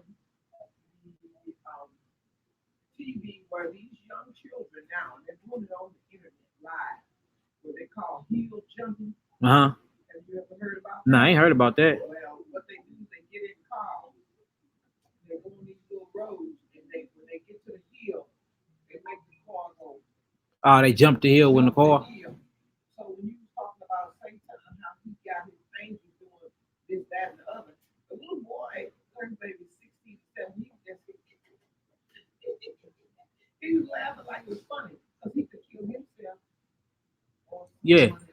Yeah, so and like we got it's so subtle, it's even down to the little bit parts though. So he like, all right, you go hop on him, you go commit adultery for the day, you spread false lies and propaganda for the day, you go kill 2 Negroes today, you go. So everybody's doing their own jobs. We just don't think we think it is people being crazy, but it's actually people getting orders from these invisible entities. That's what it is. It's people getting orders from these invisible entities. So all you have to do is look up their characteristics. And for those that do study up on demons and stuff like that, you can actually see the name. Dang, that was Abaddon. Dang, that was Lilith. Dang, that was Kali, the goddess Kali. She's the goddess of fornication. That's why it's called California. You see what I'm saying? Like once you Californication. This is it's a god called Kali. actual demon over them. So once you start really studying up on this stuff, you be like, it's mind blowing, and you will see that this spiritual warfare is real. It's all out warfare, and it must manifest civil. It must come down here. So now when we hear stuff or people come to us, we be like, dang, I just be looking like, okay, I know what demon on him. So now it's time to go to the book. How you cast this out? Okay, that demon right there, that's Abaddon. Only way you can get him out is by fasting and prayer. It ain't no casting and just talking about him. Abaddon is strong. He's bound. Once Abaddon get into you, he lock inside of your DNA. So you have to fast. You have to change the mitochondria of your DNA. You have to fast him out. And I ain't talking about no 3-day fast. I'm talking about some Messiah stuff. Fast until he gone.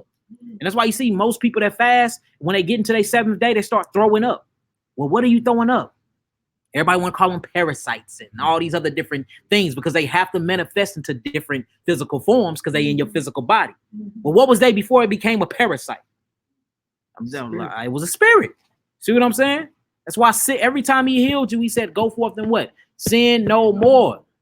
Get off the wrong side of the battlefield, Negro. That's why you sick. You on the wrong side of the battlefield. That's it. All right, come on. Go.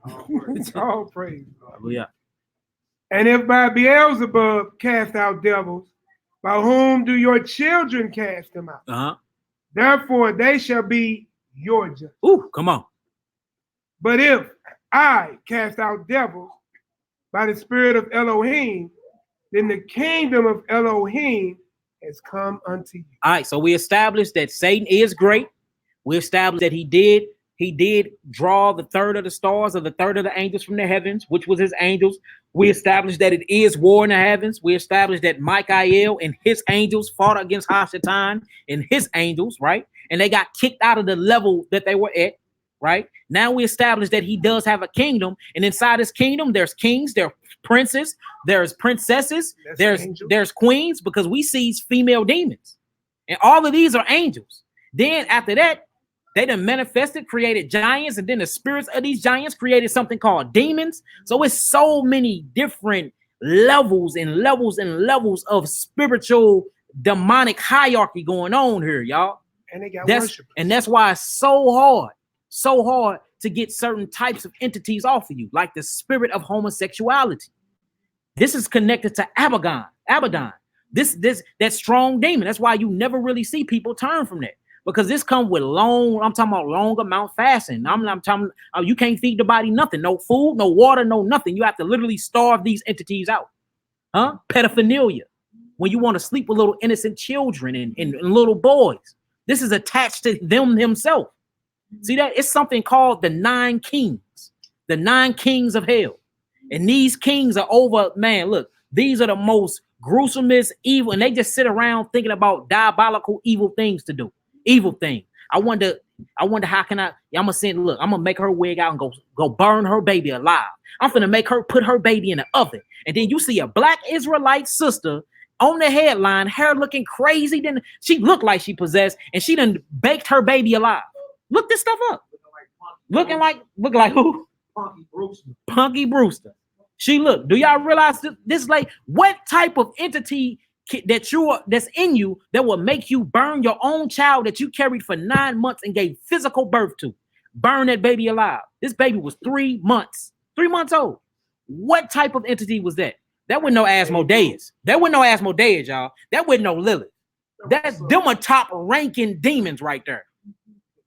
Hey, with the last verse I read, what Messiah say, but if I with the finger of God. Yeah, but if I with the finger of God, cast out devils.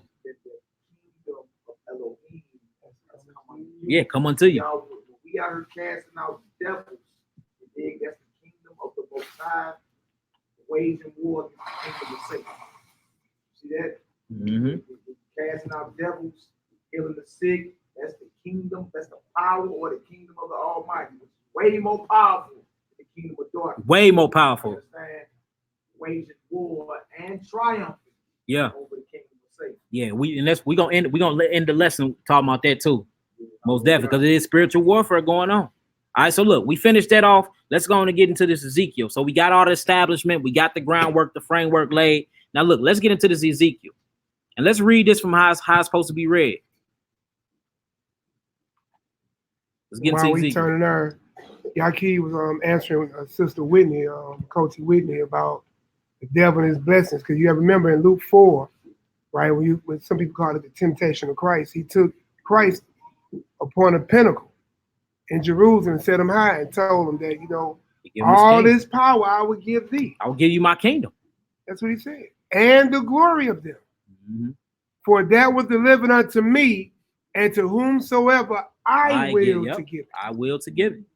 So I'm saying that's the devil talking. Because the earth was given into the hands of the wicked. And the most wicked person you can ever think about was the person that started wickedness. I mean, look, he's so wicked, he started wickedness. How do you start wickedness? You know what I'm saying?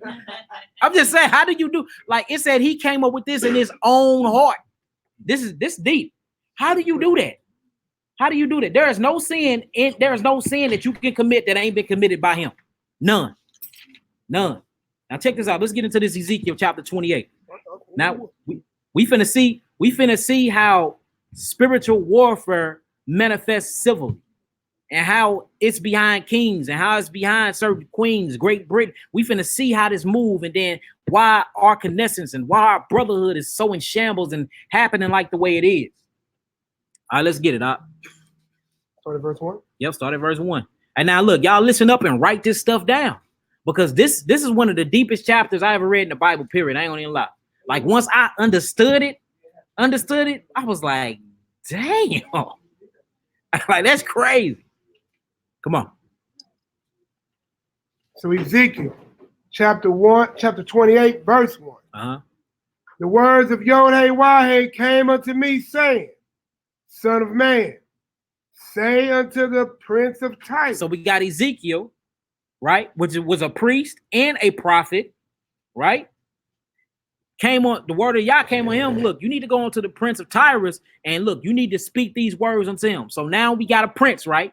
We're talking to a prince, an actual prince over Tyrus. Now, for those that don't know, Tyrus had the merchant ships. They was making all type of monies because they was close to the sea, right? So they became a great nation very, very quick until Nebuchadnezzar and them came and boy, tore that thing out the frame. All right, but look, he did came tore that thing out the frame, boy. But why did this happen? Because he got prideful. So look, what the crazy part is, Ezekiel finna tell him, I know it ain't you, it's the demon on you. So the Most High said, you know what? After you address the physical prince, address the fallen angel king that's over him and speak that to the king too. So we finna see he's telling the same thing to the prince of Tyrus. He finna speak to the spiritual entity that's over Tyrus next. And once it come together, it's gonna blow y'all mind. It's gonna blow your mind. All right, let's get it. Verse 2, Son of man, saying to the prince of Tyrus, thus said the Most High God of Elohim, because thine heart is lifted up. It automatically go right into pride. Notice that's the first thing to any sin. In order to break any commandment, you have to have a sense of what first? Pride. You have to. Come on. And thou hast said, I am a God. I sit in the seat of God, in the midst of the sea. So now we know he ain't talking about something spiritual. He said, I am a God. Not only am I a God, I sit in the midst of God in the sea. Saying that, look, he had the biggest ships back then. If you look up the antiquity of them back then, the Phoenicians, well, they had major ships. They had big major ships. They was so dope at building ships that people would come from afar to get ships built by the Phoenicians. Not only this, they was into circumcision and everything, though. So you finna see how organized they was. But notice he's talking about a man, he's talking about merchant, he's talking about gold, he's talking about moving product and merchandise. But when he started addressing that king, this king is something not physical. It's a metaphysical king he's speaking to that's over the prince of Tyrus. So now we know why this prince is acting the way he's acting, because he's been influenced by Hashatan himself. Come on. So whenever you see somebody that have pride in them, that's who itself manifesting in them, Hashatan. And whenever you see the moment somebody become prideful, oh, that's Satan in you. That's Satan. We reading it right now. Come on. Because thy heart is lifted up. Thou hast said, I am God. Ooh. I sit in the seat of God in the midst of the seas. Yes, thou art a man. Yet you are what? A man. Y'all see that? So this can't be talking about no spiritual entity, can it be? It says this is a man, and plus he's sitting his ships on the sea. So this talking about a physical prince over Tyrus. Come on. Though thou set thy heart as the heart of God. Behold, thou art wiser than Daniel. Come on. There is no secret that they can hide from thee. See that? Come on. Why? I mean, with thy wisdom and with thine understanding, thou hast gotten thee riches, and hast gotten gold and silver burned into thy treasure. See that? So he was so wise, he knew how to make a check quick. You know what I'm saying? He looking over, he seeing what people need. He like, man, people need corn, people need wheat, people need bread, people need griddle, people need figs. So he like, all right, I need to create something that will be an exchange. So they created ships, and now he can ship all this to other different countries. So he used his wisdom to make a check. Ingenuity. He knew how to put some pieces together, right? So with this wisdom and his beauty and all these riches he gained, he like, I'm a god. Matter of fact, I am God. I'm the God of the sea. You see what I'm saying? He got full of himself because Most High enabled him to put himself in a position. But now, was it the Most High? Because when we see the king that's over him, you're like, oh, is that where he got all these riches from? Huh? But you see that the moment somebody gets something or get put in a position, they wanna claim the throne. They start smelling their own piss. For real. And that pride, boy, we know pride goes before what? Destruction. Whenever you see pride, know that destruction and death is coming right after it. Straight up. Come on. By thy great wisdom. And by thy traffic. And by thy what? Traffic. So look, by thy great wisdom and by thy traffic. What is traffic? I'm gonna catch you in traffic. I am trafficking, or you sex trafficking. That means you what? By way of exchange, you in and out, you moving and grooving, you exchanging out here, right? Popping. He popping. Yeah, he trafficking all types of merchant on the sea. This is the real D-boy of the Phoenician time. He got it cracking out here, making all types of looping money because he know the power of merchandise and exchange. And this got him big-headed. Now, when we look up the traffic, according to the king, let's look at what his trafficking was. Come on. As thou increase thy riches, and thy heart is lifted up because of thy riches. So his heart was lifted up because of his monetary gain, right? Notice that word traffic, though. Traffic increased thy riches, right? Now, when we start getting into the traffic of the king, which is this demon over this prince, his traffic is something totally different. And wait till we see what it is. It's mind-blowing. Come on, Hot. Therefore, thus said Yod-Heh Elohim, because thou hast set thine heart as the heart of Elohim. Come on. Behold, therefore I will bring strangers unto thee. Who came upon him? Nebuchadnezzar and them, and smashed them. Took all their gold and all types of stuff. And then Nebuchadnezzar did the same thing, got lifted up, and the Most High sent somebody to smash him. You see what I'm saying? And so on and so forth. So we got the cycles of the spiritual warfare and how it go. We see that Satan never wins. So why do we choose to rally and sign up with him?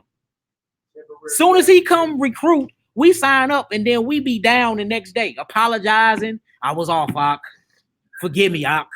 I was off, boo. I should have never did that. My bad, Queen. I shouldn't have spoke to you like that. It was just Satan. We quick to sign up and we don't think about it or read the contract before we sign it. We don't even read the contract. They be having all types of clause in it. Huh? Yeah, you'll be you can reign for 7 years, you have all you want. All I want is at the end of your 7 years is your soul. We don't never get to the soul part. We get to the $1 million, we get to the bad women, we get to the vagina involved. Boy, we sign it off. You don't even know at the end of the 7 years is your soul is required. Like you say in Isaiah, right? It says there is no peace for the wicked. There is no peace for the wicked. Even these modern entertainers that sign up with Satan. Yeah. Like that old heathen Mick Jagger. Yeah, Mick Jagger. That heathen had about 20 hip replacements. Jumping around on stage. Hold on, yeah, it's no rest, it's no peace. No peace for the wicked. What's up with? Let me look. How you said 7 years, that remind me of the Tupac song, Is It Rain or Just I Sold My Soul? Yeah, it's just, 7 years of pain. Yeah, 7 years of pain and sold, yeah. Ima? Well, I knew what to talk about that, what you just said about them selling their soul after a certain time so that they don't have any peace. Okay? Yeah. So actually, that's why most of them would rather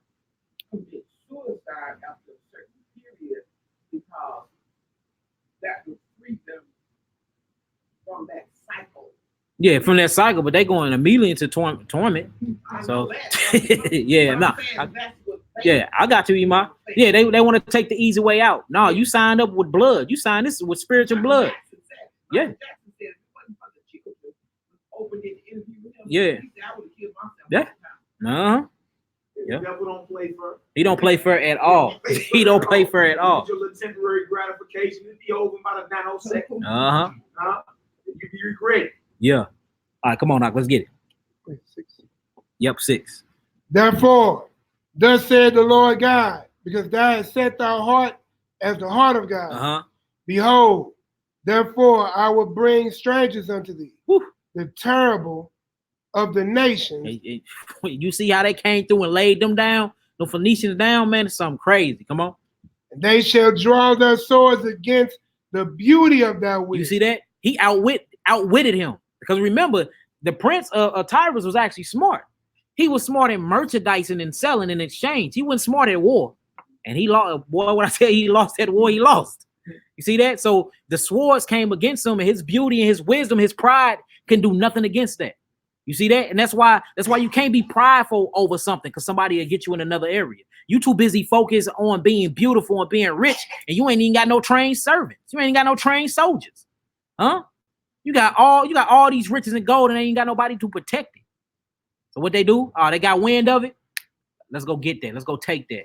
All because you've been prideful. And they let you know that the Most High will sit you down. The moment you start doing that is the moment he sends somebody to take it from you. And he'll send something evil to take it from you too. You know what I'm saying? Don't get it twisted. Like, look, Yahweh created all things. Yahweh created all things. And evil spirits he used too. He used evil spirits as well. It's all throughout scriptures where we see that. Where he'll place an evil spirit on you. Where he'll harden your heart. And give you over to your own demons. Come on. And they shall defile the brightness. They shall bring thee down to the pit. Thou shalt die the depths, plural, of them that are slain in the midst of the sea. Come on. Wilt thou yet say before him that slayeth thee, I am God? You see that? He say, look, once these heathens come in and whoop that butt, I bet you ain't gonna say then, I am God. See, once they come take your gold, once they come take your ships, because what they did, take your merchants and take over your borders and lock and load the half of the Mediterranean. I bet you then, is you gonna say then, I am God? No, you won't. You see that? Come on. But thou shalt be a man. Woo. And no God. You see that? You're gonna be a man that day because you're gonna die. You're gonna bleed out from the sword I put in your side. Come on. In the hand of him that slayeth thee. Woo. Boy, come on. Let's go. You get a word like that. But hey, look, do you realize after he got the word, it happened? It happened. I mean, I wonder did he try to run. It happened. I'm just hey, saying, look, right after the prophet sent him that word, it happened. You'll start seeing, not even 50 years later, you'll see Nebuchadnezzar and them coming up in there. So I'm saying, look, if anybody tell you that the Bible don't deal with history, they just need to start learning the names of these people and matching them up with your history books. The names just changed a little bit. That's all. But look, hey, this straight history, proven history. Proven history. Come on. Thou shalt die the depths of the uncircumcised. See that? Not only, look, not only is you gonna die because of your pride, not only is your wisdom ain't gonna have nothing that can't save you. Now remember, they practice circumcision. They actually even call their God Yahweh. Once you get into the antiquity, but they didn't serve him right. Now look, check this out. He say not only that, you're gonna die by uncircumcision, a heathen. That was some of the worst of the worst. You got killed by a heathen. You got killed by somebody that ain't even circumcised. Oh man, boy, that means you got killed by a punk, huh? You let them little niggas run up on you and jack you. That's how that is. Yeah. I got jumped by some little niggas, cuz. Come on. That's funny, boy. Yeah, hey, funny, man. Yeah, funny. That's how I went to prison, boy. Hey, I got on the high speed. I hopped out that Cutlass, boy. I tried to run. Boy, she caught up with me. She caught up with. She had running shoes on. Man, she hit me with a Bruce Lee move. I was 2 seconds. I was on the ground. She had her foot in my chest. She said, "Yeah, I put on my nigga catcher shoes today." Man, hey, she used it on me. I tried to swing at her, man. I looked up, my back was on the ground.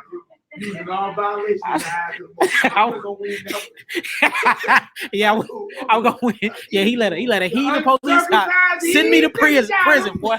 Hey, but look, I was in the middle of my wickedness, fighting for the wrong team. What's up, brother?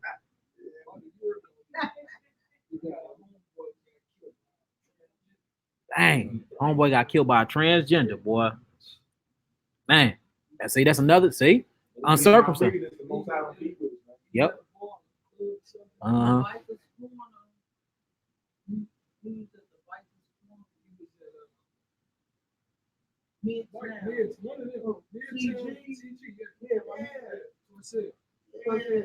Oh, y'all know. Dang, but hey, boy. Yeah, I'm glad y'all are the truth. But hey, look, but you see, when you fighting on that wrong side, your time run out. Then he'll use some of the weakest, evilest, pettiest things to get you going, man. All right, come on, let's get it. Let's get through this, y'all. Verse 10. Thou shalt die the deaths of the uncircumcised by the hand of strangers. Woo. I have spoken it. Meaning, look, this finna happen. Whenever he spoke it, it's coming to pass. So look, you would notice when we was reading this, he never told him to change. He never gave him he never told him to change his ways. It was because thou, this is what's finna happen. So that means pride, if it go too long, it becomes unforgivable. Y'all see that? Pride, if it goes too long, it becomes unforgivable. Notice he ain't plead with him. He ain't give him no case to repent or nothing. He said, because you have did this, because you have did this, because you have did that, this is what's finna happen, and this is what's finna happen. And then look, it just said, for I have spoken, said Yahweh Eloheka. See that? All right, come on. Moreover, the words of Yod-Heh-Wah-Heh came unto me saying. Now look, here go the important part, y'all. Now it's a switch. So first he talked to the prince, right? Which was this physical man. Now we finna see him talking to the entity that was over this physical man. Let's get into the property. Let's get it. Son of man, take up lamentation upon the king of Tyre. Now he's talking to the king of Tyre, right? First he was talking to the prince. Now he's speaking to the king. But when he was talking to the prince, he said that you was a man. You sat in the boat in the sea. Now the man he's speaking about is not a man at all. It said he finna tell him you was in the garden of God. Huh? You was an anointed cherub. Huh? You had the 12 stones on your breastplate. You was a covering angel. What did he cover? His wings covered God. Isaiah 6:2. So he can't be talking about no man. So now we see the physical evil, the metaphysical evil entity that was actually influencing the prince that got killed. He was influencing the physical realm. So now we see that spiritual warfare can become civil. We seeing it right now. Come on. Son of man, take up a lamentation upon the king of Tyre, and say unto him, thus said the master Yod-Heh-Wah-Heh, thou sealest up the sum. Now look, notice it's a different now. Thou sealest up the sum. This how great this dude is. Whoever he talking about, it's gonna tell you he talking about. We're gonna come to the understanding who it is. But they're like, look, you sealest up the sum. Come on. Full of wisdom. You full of wisdom. Come on. And perfect in beauty. And not only is you full of wisdom, you perfect in beauty. So think about somebody that's perfect in beauty. I'm talking about drop dead, gorgeous, handsome, whatever it is. I'm talking about full of light. When you see them, you like, dang, that's beautiful. And full of wisdom that you never heard in your life before. He already complimented this entity way more than he just complimented the prince we speaking of. Come on. Thou hast been in Eden, the garden of Elohim. This can't be talking about somebody that was, I'm talking about literally 4,000 years before them. So this man lived 4,000 years and more? No. So you know he's not talking about a physical king, because it says this king has been in the Garden of Eden. And not only that, he sealed up the sum. He's full of wisdom and perfect in beauty. So he's talking about an angel, y'all. And he's going to explain who this angel is. And now we see that these angels actually can control your life if you let them. And they can get you killed, because they got the prince of Tyre killed, didn't he? Got him slayed, his gold took him. He died by the sword of an uncircumcised heathen, because he let this entity, this fallen angel, control him. And at first, the first characteristics that came from the angel to him by DNA, y'all, because they bind and lock to your DNA. I want to speak about that. Bind and lock to your DNA. That's how these demons get on. You can't get them off because it becomes part of your RNA, your ribonucleic acid. This is up in you now. You producing these cells you producing evil cells, and then you wonder why you got evil children. Because these same cells replicate into them. Now you got an evil generation all the way down into the third and what? Fourth generation. Generational curses by way of blood and DNA. Yeah. This stuff is real. Look, this stuff is real as it gets, man. If it ain't real, it is real. Huh? You make a lot of verbal agreements. Yeah. Yeah, you do. About what you speak, what you think. Yeah.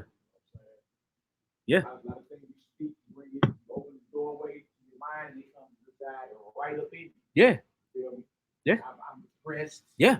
The Bible says that's the spirit of heaven. Look, we might well talk about that now. Come say this in the mic real quick. Because they telling me to talk about it. We might well talk about it. I headed towards the end, but we might well talk about it. No, what I'm saying is we make a lot of agreements, contracts with the adversary by the things we speak. Yeah. You feel me? Like a person that claims to be depressed or stressed out, they say it. Yeah. You feel me? I'm stressed. I'm depressed. You say it and you believe it. Yeah. You feel me? Then the adversary come take up residence. Yeah. Scripture actually call that spirit the spirit of heaviness. Yeah. Spirit of heaviness. Spirit of heaviness. And anxiety. And you notice you quick to speak these type of forces into your life, but you never say, I'm joyful. Yeah, I'm happy. I'm righteous. I am, you don't speak the most highest kingdom into your life. You speak Satan's kingdom into your life. Mm-hmm. I's ugly. I's no good. I'm tired. You feel me? I'm depressed. There's an article floating around Facebook. 15 signs to know that you were stressed out. Mm-hmm. And everybody's sharing it. Like, oh, this is so deep. And all that. I had a homeboy that broke. He was sharing it. Like, this is me on every level. I'm like, boy, stop making all these contracts and binding agreements with the adversary. You just binding your soul to depression. You feel me? And you actually, when you do that, what you do is open the doorway to your mind. You understand? He come right on in with his kingdom and take residence. And then look, it manifests into your DNA. So look, how DNA work is like this, right? So a thought form is actually electrical. Y'all can look this up. It's called the environmental situation of a cellular structure, right? Meaning your cells are actually duplicated and created by the environment you put them in. Well, the first environment that you are in is the environment of your mindset. So this is scientifically proven. A female that thinks she's pregnant can actually grow a belly, have it for 9 months, and when they give birth, nothing comes out. Because they thought process have literally replicated and birthed their cells, and their body believe and convince itself it's pregnant, right? We have people that's been fully healed just by praying and believing the prayer work. People fully healed just by speaking healing on their own life, showing you whatever you speak about actually manifests into the mitochondria of your DNA. So you have something called DNA, which is deoxyribonucleic acid. Deoxy meaning it don't have an oxygen component to it, right? It's an acid. It's just a sugar string without a protein. Then you have something called ribonucleic acid. This has oxygen and a sugar component to it. This oxygen is what we call the ruach. Ain't this what breath is? The ruach? You're living and breathing the neshama, the nefesh. Well, this ruach is what makes the nefesh, your soul. So this breath or these things you speak comes in you, and this is what creates your reality. Like when you lay down and have a baby, you have to have a conversation with a woman before y'all lay down. Then when y'all lay down, y'all make love. Next thing you know, 9 months later, boom, she have a whole baby. Showing you conversation creates life. Technically, conversation creates life. So this shows you that what you speak and what you think are straight entities that you don't even know exist. They actually have these sonograms where they can prove that your thoughts are not even in your head. Look up Bruce Lipton, who we talk about all the time. They would test your thought, the electrical magnetic frequency. Your thoughts be outside of your head. It can go up to 4 feet outside your head before you can even speak it in your mouth. Before you think about it physically and start acting on it, it don't even be in your brain yet. Where is these things coming from? Huh? Jedediah, right? Hebrew writer. His book he pulled out called Post-Traumatic Slave Syndrome: America's Legacy of Enduring Injury and Healing by Dr. Joy DeGruy. Right now, just real quick. Very small. Now you can't make this type of stuff up. All right, so this page 8 and top of page 9. It says, so what is trauma? Question. Trauma is an injury caused by an outside, usually violent force, event, or experience. Ooh. We can experience this injury physically, emotionally, psychologically, and or spiritually. Ooh. Traumas can upset our equilibrium and well-being. If a trauma is severe enough, it can distort our attitudes and beliefs. Ooh. Such distortions often result in dysfunctional behaviors, which can in turn produce unwanted consequences. Since even one traumatic experience can result in distorted attitudes, dysfunctional behaviors, and unwanted consequences. Ooh. This pattern is magnified exponentially when a person repeatedly experiences severe trauma, and it is much worse when the traumas are caused by human beings. Recent research in the field of epigenetics. Ooh, what? Epigenetics. Epigenetics. That means beyond the genome code. Epi means beyond the physical. Epigenetics. Come on. Recent research in the field of epigenetics has revealed that trauma can actually impact an individual's DNA and the manifestation of the traumas experienced by prior generations. You see that? Look, epigenetics. So trauma can affect your DNA, something outside of your body that you experience emotionally. Emotions, it means energy and emotions, can physically destroy and connect with your DNA. I've never in my life heard of that book nor read that book. I just learned this off my own research and healing people, that the DNA can actually be influenced by the environment it's in and things that come out your mouth and things you experience. That's why I be talking about cultural consciousness a lot, because consciousness actually molds and shapes your DNA. Look, there's a whole book vouching for what I'm talking about. I need to get that book. It's just the introduction. That's the introduction. That's crazy. There you go. It says, Send me our notes. recent research in the field of epigenetics has revealed that trauma can actually impact an individual's DNA, and the manifestation of the traumas experienced by prior generations can be passed along genetically to future offspring. What? The enslavement experience was one of continual violent attacks on body, mind, and spirit. Ooh. Men, women, and children were traumatized throughout their lives. Ooh. And the violent attacks during slavery persisted long after emancipation. In the face of these injuries, those traumatized adapted their attitudes and behaviors in order to simply survive. Man, I need to rap with her. I need to talk to her before my seminar. I got to rap with her. Sure about this. And these adaptations continue to manifest today. Post-traumatic slave syndrome examines these adaptations with an eye toward identifying today those that limit us and those that make us stronger. Now viewed through the historical lens of slavery and its aftermath, one may better understand the hesitancy of African-American mothers to acknowledge the fine qualities of their children. When we roll the scene back a few hundred years, we see a slave master walking through the fields and coming upon an enslaved woman. He approaches her and her children and remarks, "Well, now that Mary of yours is really coming along." The mother, terrified that the slave master may see qualities in her daughter that could merit her being raped or sold, says, "No, sir. She ain't worth nothing. She can't work. She's stupid. She's shiftless." And then that adapted to the DNA. She grew up thinking, "I'm stupid. I ain't worth nothing." I said, "Boy, hey, look, I've been teaching this for years. I ain't never, boy, that's deep." And then that's a black sister right there. I gotta rap with her. Look, I ain't even the bruh. I ain't even. Yeah, you gotta make the introduction, bro. I need to talk to her ASAP. I'm calling her when I get done with class. I dealt with her before. She's a professor and a psychologist. If you type in her name, she's on YouTube. Yeah, see. And I'm talking about, she's very active. Man, her need to share some documents. I got some documents she need to read. I sent out the text. Dr. Joy DeGurry. Yes, ma'am. That's deep. I love that, boy. See, look. Now y'all know I just don't be talking out the side of my. But look, now y'all know I don't be talking out the side of my neck, though. What y'all keep saying about how what you go through actually influences and shapes your DNA. Yep, all praise. All right, let's get it. Back to Ezekiel. Back to Ezekiel 13, y'all. Let's get it. Ezekiel 28, verse 13. All right, let's get it. All right. Thou hast been in the garden of Elohim. Every precious stone was thy cover. Come on.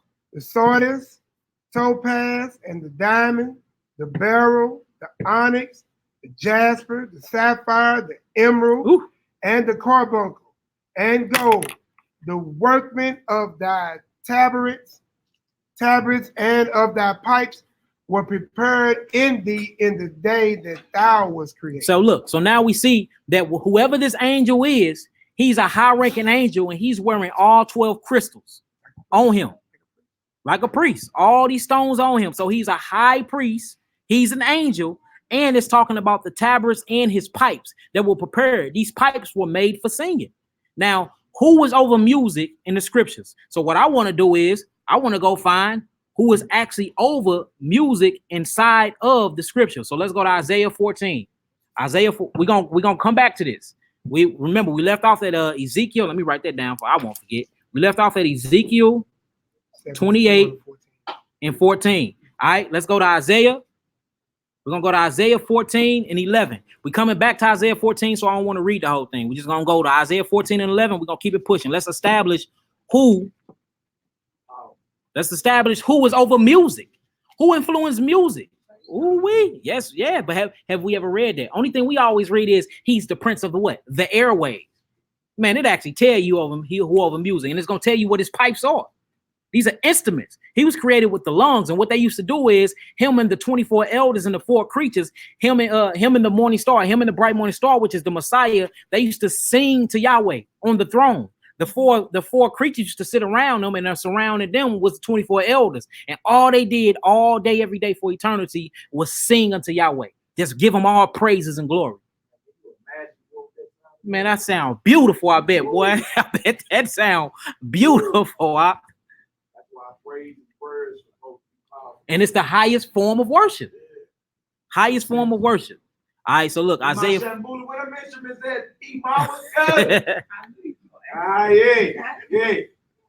All right, let's get it. All right, we're going to verse 11. Matter of fact, start off. We in Isaiah 14. Start off at man. Coming back. Yeah, we're coming back. All right, just start off at 11. Isaiah 14, start from 11. Isaiah 14:11. Thy pomp is brought down to the grave, and the noise of thy vials, the worm is spread under thee, and the worms cover thee. Come on. So hold on. It says thy pomp is brought down to the grave, and the noise of thy what? Vials, the worm is spread under thee, and the worms cover thee. Let's just look up some words real quick. You know, I like to look up words. Let's look up the words. See what this word is. Ooh, what that say? The noise of y'all. It says, look. So when you look up the noise of our vials is actually. Let me play it for y'all. Strong's H 5035. Navel. Now look, check out. Second entry. Nevel. Now it said that he was created with the pipes, right? Let me show you what these pipes are. It says a skin bag, jar, pitcher, skin bag, skin, jar, pitcher, earthing. It says harp, lute, guitar, musical what? Instrument. This is an actual vessel that creates certain types of sound. All right. It says a skin bag for liquids, collapsing when empty, hence a vase. So now we know what it looks like a vase. These pipes are like vases, and it's called sound healing. Have you ever heard of sound bowls or sound vases? Yeah. This is what they was using in the heavens, y'all. But look, they tell you crystal sound bowls are evil now. Well, we see Hashatan using these when he was a high-ranking archangel. Liquids. It says a vase, similar to the shape when full. Also a lyre. It says as having a body of a like form. So look, now we see him having a body of this form. So he was the actual instrument. He didn't have an instrument. It usually showed him playing the harp or something. No, he was the harp. He was created with these things inside of him, meaning Satan was one of the best musicians / singers there is known to existence, which hence is why he's over what? Music, the airwaves. Makes sense. And why all the music is satanically influenced. All right. Yep. Yeah, he was his own orchestra. Yeah, we finna get into it. And like his whole entire insides was created like that. The pipes were inside of him. Wow. So yeah, that's deep. It says bottles, pitcher, pastry, vessel, vial. All right, let's go back to it. I was in Isaiah 14 and 12. Okay. I was in Isaiah 14 We right at verse 12. So now we see what this was, right? Now let's read 12. Let's see who this connected to. Start from 11 again. Thy pomp is brought down to the grave, and the noise of thy vials, the worms is spread under thee. You see that? So you brought down to the grave. You was brought down here. Now your noise ain't up in the heavens no more. Your noise is up around here. Your noise is earthly now. Hence why all the music down here is so what? Satanic, like Mally was saying. Come on. The worm is spread under thee, and the worms cover thee. How art thou fallen from heaven? Yes, so now look, it says, not only did your voice and your noise and your music fell down, now it's asking, how art thou fallen from heaven, oh who? Lucifer. Oh, Lucifer. So now we see that this angel that was talked about in Ezekiel 28 is in fact who? Lucifer. He was created with the pipes. He was created with the topaz, the onyx. He was the one that was the covering cherub. He's the ones that sing and the creator of music. So now we can link this to actually Ezekiel 28, the king. So the king that was in the garden, the tree of knowledge, good and evil, which is Hashatan, that was in the garden of God, is actually Satan himself. So Satan himself was influencing the prince of what? Tyrus. So now we're seeing spiritual warfare manifest into the physical realm. Y'all see that? That means also that everybody you meet is influenced by some type of spirit. Exactly. Either the Most High, the Holy Spirit, or the spirit of the kingdom of darkness. Everybody you run into and talk to is being influenced or inspired by a spirit, unseen force. Hold on. I thought the 24 elders were apostles. No, that's impossible because they're ancient ones. The elders are when it's talking about them in their particular sense, these are ancient beings that's been around since the beginning of times. These are ancient ones. We'll get into that. We'll get into that though. But now don't get it twisted though. It is ancient ones that's up under the altar that died for us, and he told them to hold on a little while longer. But when you die right now, you don't go to heaven. We're talking about 24 elders that's in the heavens right now. That's in the heavens as we speak. That can't be anybody on here that died even from a long while ago. Even Abraham's bosom. His bosom is not even in the heavenly kingdom. His bosom is actually down in Hades, and it separates into 4 chambers. And this is where you go to actually live and sleep in peace until the resurrection. So once you get into the 24 elders, these are, when I say ancient, I don't mean ancient meaning they 80 years old. I mean, these are thousands and thousands-year-old elders that's dressed in white robes and been serving Yahweh at his throne since the beginning of time. All right, come on, Verse 12 again. How art thou fallen from heaven, O Lucifer, son of the morning? Ooh, son of what? Son of the morning. So now we see that he's a morning star too, right? All right. So now it's establishing that Satan is a morning star, but Christ is the what? Bright and morning star. Come on. How art thou cut down to the ground, which this weakened the nation? All right. So now we see that he's a singer and he's a morning star. Let's go to another one. Let's go to Job 38:7. Job 38:7. Remember, hold that Ezekiel 28:14 because we're coming back. We just establishing that this is Satan in Hashatan, who they call Lucifer, that is in Ezekiel that he's talking about. All right, let's go to the book of Job. Let's go to the book of Job, family. Job 38, verse 9. Matter of fact, start at 7.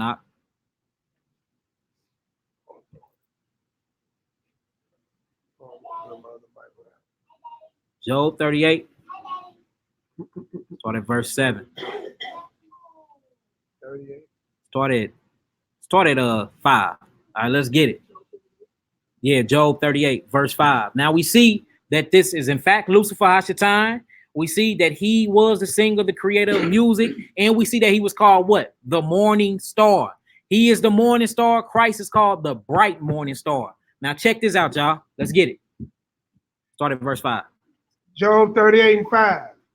Who has laid the measures thereof, if thou knowest, or who has stretched the line upon it? Come on. Whereupon are the foundations thereof fast, or who laid the cornerstone thereof? Come on. When the morning star. When the who? Morning star.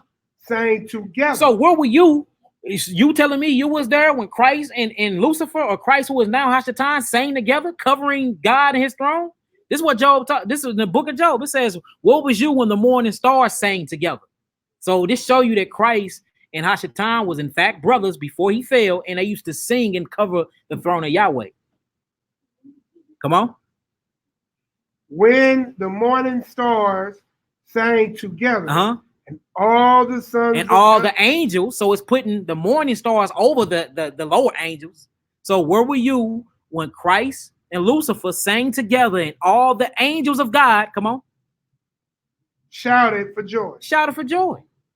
So now we got the morning stars singing. We see that that's connected to Lucifer. We see Lucifer, how art thou fallen from heaven, oh Lucifer. It said that he was going to bring him to the ground. We're not going to hear the noise of his singing anymore because it's going to be covered with worms. And then it says that he was created with pipes. So now this is directly connected to Ezekiel 28:14. And it shows you how beautiful he was before evil was found in his heart, y'all. Boy, this cold. And then Luke 10 and 18. Yeah, Luke 10 and 18. Messiah say, I beheld Satan as lightning fall from heaven. Yep, he beheld Satan as lightning fall from heaven. This is when Michael kicked his butt up out of there. He was there when he got dropped. He was there when he got dropped. Exactly. Exactly. All right, so we got that. Let's how much more would that make sense that we just found out that Satan per se was the instrument? Yeah. Christ is the word. Yeah. So the vocals in the instrument would give off vibration. Yeah, give off a song, a holy song. That's why they call it the morning stars. And Christ is called the bright morning star. They like their woo side more. Yeah. So but they did this continually. Forever. Continually. The four creep, it was supposed to be like that until he started looking. He like, hold on, man. I ain't getting enough praise. I got all these ranks. Because if you actually get deep into the study of Hashatan, he was over different star constellations. And one of his main things he was over was Saturn. And that's why when you look up the word Saturn, it was changed to Sabbath day or Saturday in his terminology. Even though we know under Yahweh is still the seventh day. But notice under his terminology and what these Jewish white folk calling it, they actually call Shabbat the 7th day Saturn's day. Why is that? Why is they putting in all this astrology and worshiping and sun worship in there? Because Hashatan is literally mimicking Yahweh. They know. Yeah, they know. They most definitely know. Them Jewish folks is not worshiping Yahweh, y'all. They is worshiping sun gods. They really are. Yeah. Hashem. Yeah, they say Hashem or Elohim. The name or Elohim. Yeah.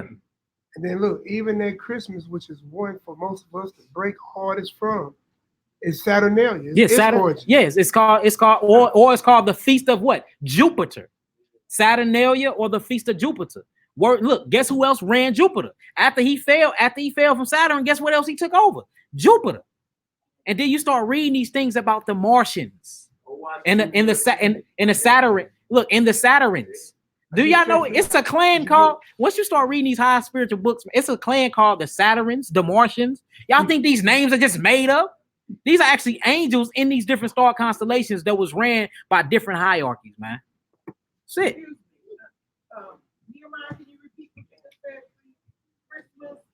Saturnalia or the Feast of Jupiter. Or the Feast of Jupiter.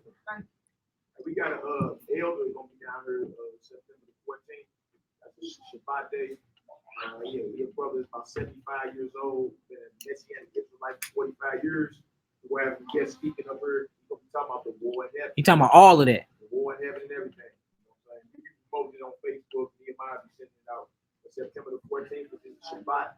Down here from like 12. Yeah, 12 to 6. Yeah. You know what I'm saying? I actually met the elder myself. I got a few of his books too. You know what I'm saying? Like heavy hitter when it comes down to like the spiritual aspect of things. You know what I'm saying?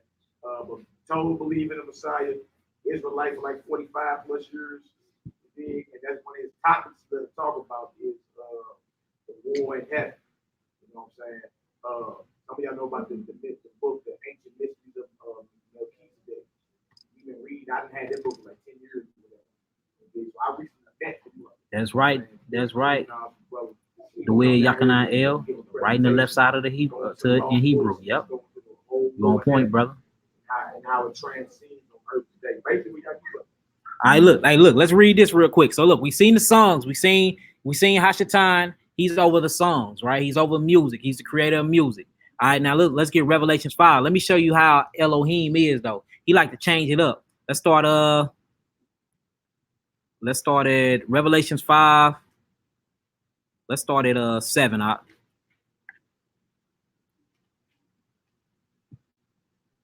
Revelation chapter 5, verse 7. And he came and took the book out of the right hand of him that sat upon the throne. Ooh, come on. And when he had taken the book, the 4 beasts and 24 elders fell down before the Lamb, having every one of them harp. Having what? Harp. And golden vials. Full of odors. Which are the prayers of the saints. You see that? So look, this is what they did on a daily though. But so these 24 elders, they had day harps. Everybody talking about Satan had a harp. No, Satan was a made harp. It was inside of him, inside his vocals. He was a created instrument. Beautiful, splendid and light. You know what I'm saying? Bling on him. It said, look, if you read in the Bible, it said that he looked it so beautiful and tasty that Eve desired to have him. She couldn't help it. She had to touch him and eat of that fruit. That's how gorgeous he is. Looked at that tree and like, dang, I need to eat from that. Lusting. I got looked over. and the both sisters, did the same thing. They both did the same thing. they ain't even looking at each other. They both did the same thing.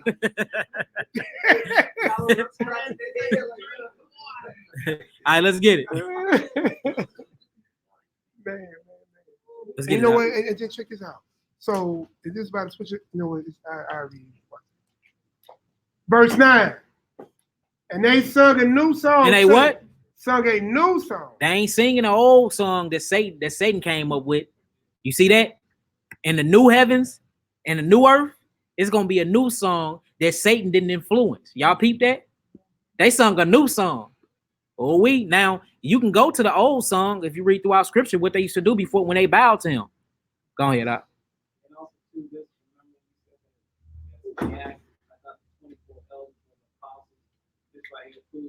Yeah, they've been in heaven. Yeah, this right here proves that the 24 elders been in the heavens too, y'all, along with the 4 creatures. You know what I'm saying? First song. Yeah, with the first song, because now it's a new song coming. It's a new song coming that's gonna be without Hashatan. Because remember, Hashatan was influenced. He was the songwriter. He was a songwriter in the heavens. What it was. All right, come on. And they sung a new song saying, "Thou art worthy to take the book and to open the seals thereof, for thou wast slain and hast redeemed us to Elohim by thy blood out of every kindred and tongue and people and nation." Let's do one more. We can start there right there. One more. Just go over to the 14th chapter and verse 3, and then we're going to get back to the lesson, y'all. Chapter 14 and verse 3. Revelations 14 and 3. All right, let's get it. Revelations 14, verse 3. And they sung as it were a new song before the throne and before the 4 beasts and the elders. And no man could learn that song but the 144,000. Now, this is a cut. This is how you know for a fact that the 24 elders had to been angelical beings. Because can't no man even learn the song unless you was a part of the 144,000. And the 144,000 had transluted bodies because they had to go to war. You know what I'm saying? These are ones he come grab from Mount Zion like, it's kind of, you know what I'm saying? So this is another one right here. But notice this new song ain't got nothing to do with the old song that Satan influenced. So look, I see why he's destroying the heavens and the new earth. He's literally wiping out the memory of this dude. He wiping out the memory of him. Everything about this dude. So we got to make sure we don't got him in our hearts at all, because you're going to get wiped out too. Straight up. Come on. Which were redeemed from the earth. All right, we can stop there right there. Let's get back to the lesson. We was in Ezekiel 28:14. We're going to finish out this chapter. And we got to do a part 2 because I ain't even hit half of this.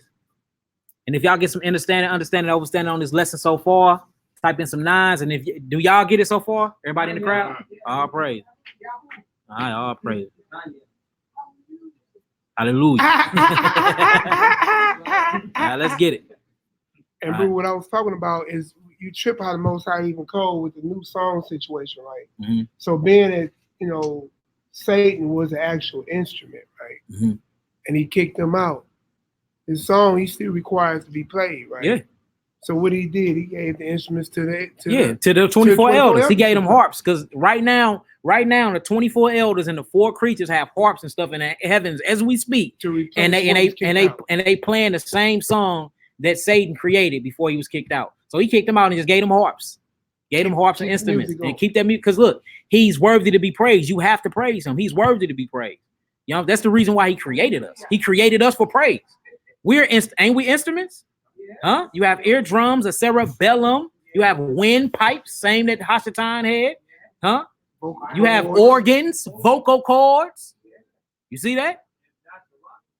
Yeah, if not, the rock's gonna praise him. But you are literally a created instrument of Yahweh too. That's why he said you better not use your body to be instruments to Satan. You're gonna be an instrument of somebody though. You're gonna be influenced by somebody. Remember, this is a spiritual war that have to manifest physical, y'all. And listen, what Yaki also wanted us all to understand, and this is what we all been kind of teaching lately, if you've been watching this this channel, is that we have to be able to start self-examining ourselves. We should be seeing what spirits we are dealing with. You should be able to see somebody. This actually prevent a lot of your arguments, a lot of your fights, a lot of your messiness in Israel. You know what I'm talking about? When you see upon a brother, and look, few words will tell you everything. A person will tell you who they are, you just listen. And once you evaluate what spirit you're dealing with, 2 things. Either you can depart from it, or if you're up enough, trained up enough, then you know how to get that spirit out. Spiritual warfare. You see what I'm saying? But you can't be in a place where there's a spiritual war and it's beating you down and you're not armored up. You know what I'm talking about? Mm-hmm. Then if that's the case, then you need to be fasting and getting armored up. You get what I'm talking about? That's all I'm saying. We ain't even got to Ephesians 6 yet, boy. I already know. But look, also, man, we going over the order of Aaron. Yeah. Right, and the temple set up when it was on the earth or whatever. You had it with the high priest. You had 24 courses of regular priests. Yeah. 24 courses. You understand what I'm saying? So in the heavens, you got a tabernacle or a temple. Yeah. Right. You got altar of incense. Yep. You got the menorah. You got the ark of the covenant. Showbread. You got the showbread. You got the high priest, which is Messiah. Yep. Right. So 24 elders, 24 high priests. Related to the 24 elders. Exactly. Aaron. Exactly. You can find that in 1 Chronicles 24th chapter. The vision of Aaron's sons and Simon for the priests and Levites. And then chapter 25 going to the vision of the musicians. Exactly. Now, the priests were also the musicians and the healers. Hey, the priest was everything. Yeah. So just check that out. They've been asking on the chat about the 24 elders that's already in the heavens. And this shows you as it is on earth, as it is in heaven, man. What's done on earth as it is in heaven. What's up? Yeah. Great with all correlates. Yeah. You know what I'm saying? What was done on earth is a shadow of the very image of what was going on. They say grab the mic, Mally. They can't hear you. Man, I'm not gonna So come on. It's kind of personal because I repeat. I don't have a musical bone in my body, so does that make me not a priest? Oh no. See, look. Just because it ain't beautiful to us, don't mean it ain't beautiful. He's looking for He's looking for the worship, the heart, and the intents of the prayer, the lamentation, the supplication of your prayer. He's not looking at whether it sounds beautiful or not. You know what I'm saying? It's just he be rapping that Ice Cube. Suckers want to play me like Nintendo. Roll up 2 Stokes, that's endo. But no, it's the intentions. Like, remember, you are an instrument. So when you vibrating at your highest and you're healthy and you're actually keeping the commandments, you don't have to say a word for your body and your vessel to sing out and praise Yah. It's in your actions. That's the tune he's looking for. He ain't looking for your physical and the praise in your mouth. He's looking for the praise to be in your walk and what you're doing, how you conducting yourself. So your whole body resonate a certain frequency anyway. Your whole body do. You have a frequency on your body right now. You can go to a doctor and they can check your aura and see whether you red, blue, any different colors of the rainbow right now to see what frequency you are vibrating off. It's all about good vibes, brother. Yeah. All praise. So look, that praise is sounding good into the ears of Yahweh right now. All praise. And you know you got some good praise going up, man. He took the top of your scalp and your hair. Praise you right to the king. Samuel Israel said it's called the Holy Human Beatbox. How you go to Holy Human Beatbox? The Holy Human Beatbox. What's up, sir? So that makes sense. Like we are individual instruments. Yes. Especially when we get the Ruach. Yeah.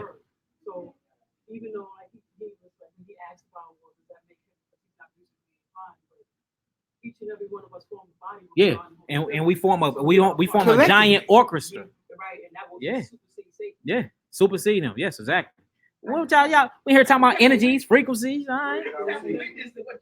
Uh-huh. What you said a little bit about us testing ourselves, examining ourselves. Lamentations 3 and 4. Mm-hmm. Lamentations 3 and 40. Pull it up real quick. Lamentations 3 and 40. And then we're gonna finish off this chapter, and then I'm just gonna do part 2.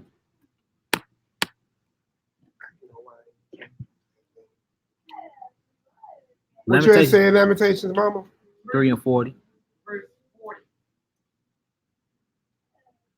And if y'all get some understanding on this chat, type in some 9s for me. Type in some 9s, and we're finna read through this chapter, and we're gonna go and get up out of here. And I'm gonna do a part 2 on this because 3 and 40. All these scriptures I got. Go ahead, Doc. Go ahead, read. Lamentations 3 and 40. Let us search and try our ways and turn again to Yahweh. Yeah, all praise. Yes. Let us search, try, turn again to Yahweh. All praise. That's all of it? Oh, okay. All right, look, let's get back to this. Come on, Doc, let's get back to it. We in Ezekiel 28, 14. All right, let's finish this up, y'all. Let's finish this part 1 up. Ezekiel chapter 28, verse 14. Thou art an anointed cherub. You see that now? Look, he said he's an anointed cherub. Come on. That covereth. That covereth. Well, what do we cover? He covereth the arms of God. Come on. And I have set thee so. Mm-hmm. Thou was upon the holy mountain of Elohim. So now we know that this was Lucifer, which is Hashatan. We see that he's a singer. We see that he's a morning star that sang with Christ, right? And they shouted with joy. We see that he was beautiful. We see that he was perfect. We see that he was full of wisdom. We see that he had all 12 stones on his breastplate. So we see he's talking about him. Right now we see that he's anointed. Anointed. Y'all know what anointed means? Mashiach. He was an anointed cherubim, meaning that he didn't pick his own leisure. He was anointed by Yahweh. Cherub. It said we in Ezekiel 28, 14. All right, come on with it. And I have set thee so.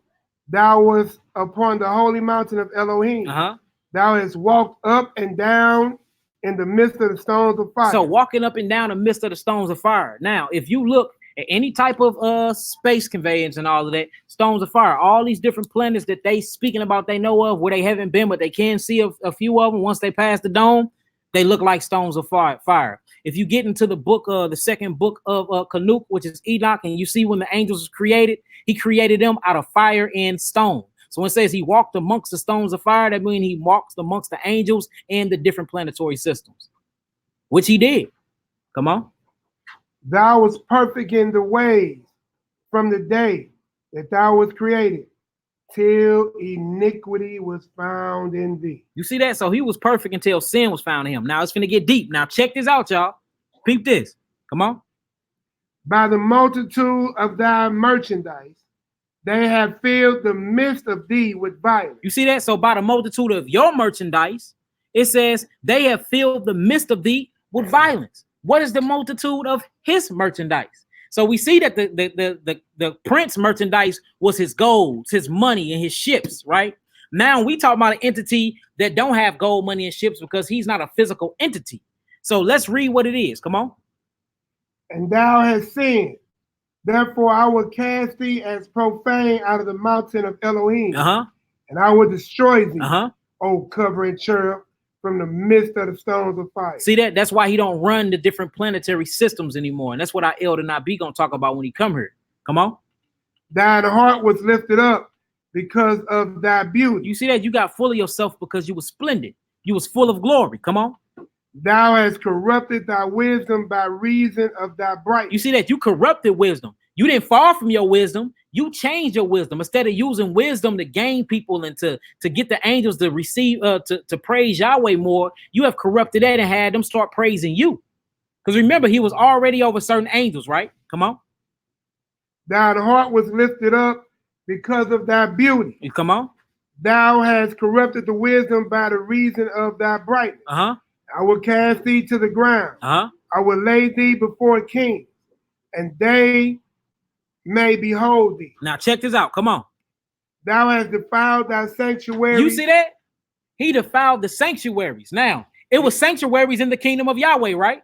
Mali was just talking about the sanctuary, the temple up there, the showbread. He was talking about the offerings when we pray, the 24 elders that's doing the initiation, and Christ is the high priest over that tabernacle that's in the heaven. It says that very tabernacle that's in the heaven, Satan defiled the tabernacle. Just like how they defiled the tabernacle in the sanctuary here during the Maccabean period, when they came and put swine's flesh all up on our altar. Right. Satan did this in the heavens, y'all. He had to get kicked out. This Negro defiled the temple in heaven. Who doing stuff like that? Come on. He had to go out. Read that again. Thou hast defiled thy sanctuaries by the multitude of thy iniquity. Come on. By the iniquity of thy traffic. Stop. Now remember that traffic we talked about. Now we seeing his traffic. So his whole sin was pride in his traffic. What is his traffic? Let's look up the word, y'all. This is deep. Let's look up the word. What is his traffic? What is we talking about here? Let's look up this word. Check this out. The iniquities of his traffic. Here go the word right here. Strong's H 7404. Rachala. Rachala. All right, so you got Rachala, you got Raquel, and you got Raki, and you got Rakal. Then you got another Raquel that's called Rachel. We're not talking about this one. And the one that's after Rachel is called the ewe, or the sheep. And it's talking about one who goes on a good journey. It's a journeyer. This Raquel is talking about something that does another different type of thing. Let's look it up, and we're gonna look up the root words to this stuff. Now, this is what I'm saying. It's good to get you an actual lexicon, right? It's good. Get y'all one, because it be sometimes the Strong's Concordance be a little bit different from the lexicon. It explained it more in the lexicon. Now check this out. Let's look it up. This is what it say when you look this deal up. All right, now look. It's a resh, a kaf, a lamed, and a hay. All right, now look. It says merchandise, traffic, trade. What is he trading? What is he in the heaven trading? This is talking about Satan, so we know he's not talking about physical gain. So what is he trading? What did he trade in the heavens? It says a feminine passive principle of H7402, trade as in peddle merchandise. Now look, let's look this word up. This word is Rakal. Strong's H 7402. Rachel. Rachel. All right, now we see the root word Raquel. Now look, all of these are in the 700s, 740, right? Now let's look at this one. It says to go about, meaning dubious, trafficker, trade. It says a primitive root, to travel or trading. Now, remember when he asked him, whence comest thou? He said, what? To and forth in the earth, going up and down. So we know that Hashatan is a traveler, right? So what is he traveling around doing? So this is what I did. When you look into the lexicon and you start reading everything for 700, all of it's going to be Raquel. Guess what popped up, y'all? Now, look, we see it's Raquel, Resh, Kaf, Lamed, right? All you have to do is type in tail bearer. Watch this. Look, Leviticus 19:16. Let's look up this word tailbearer. Guess what word it's going to be?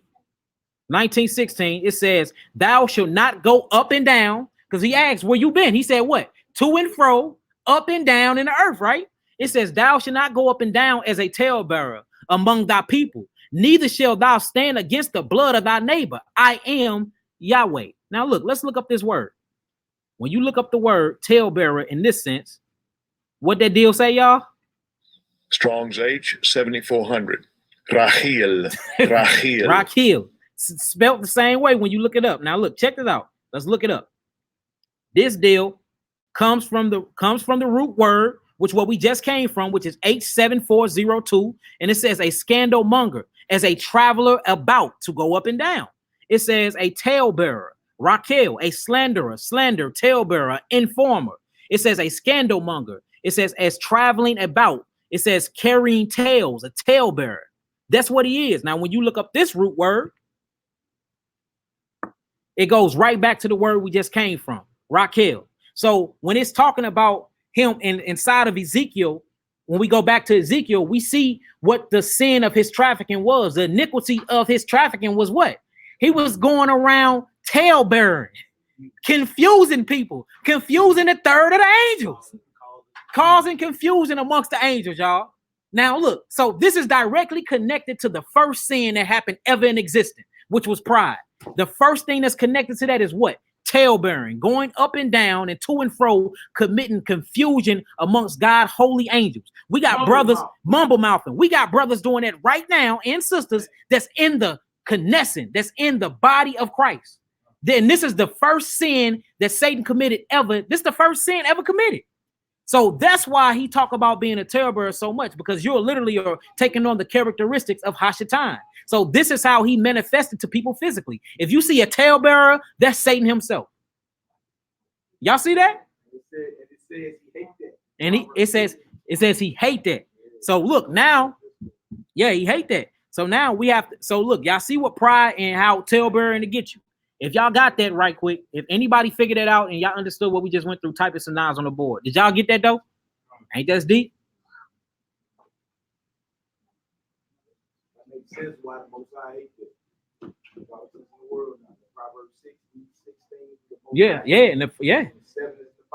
Yeah, one that sowed discord amongst the brotherhood, boy.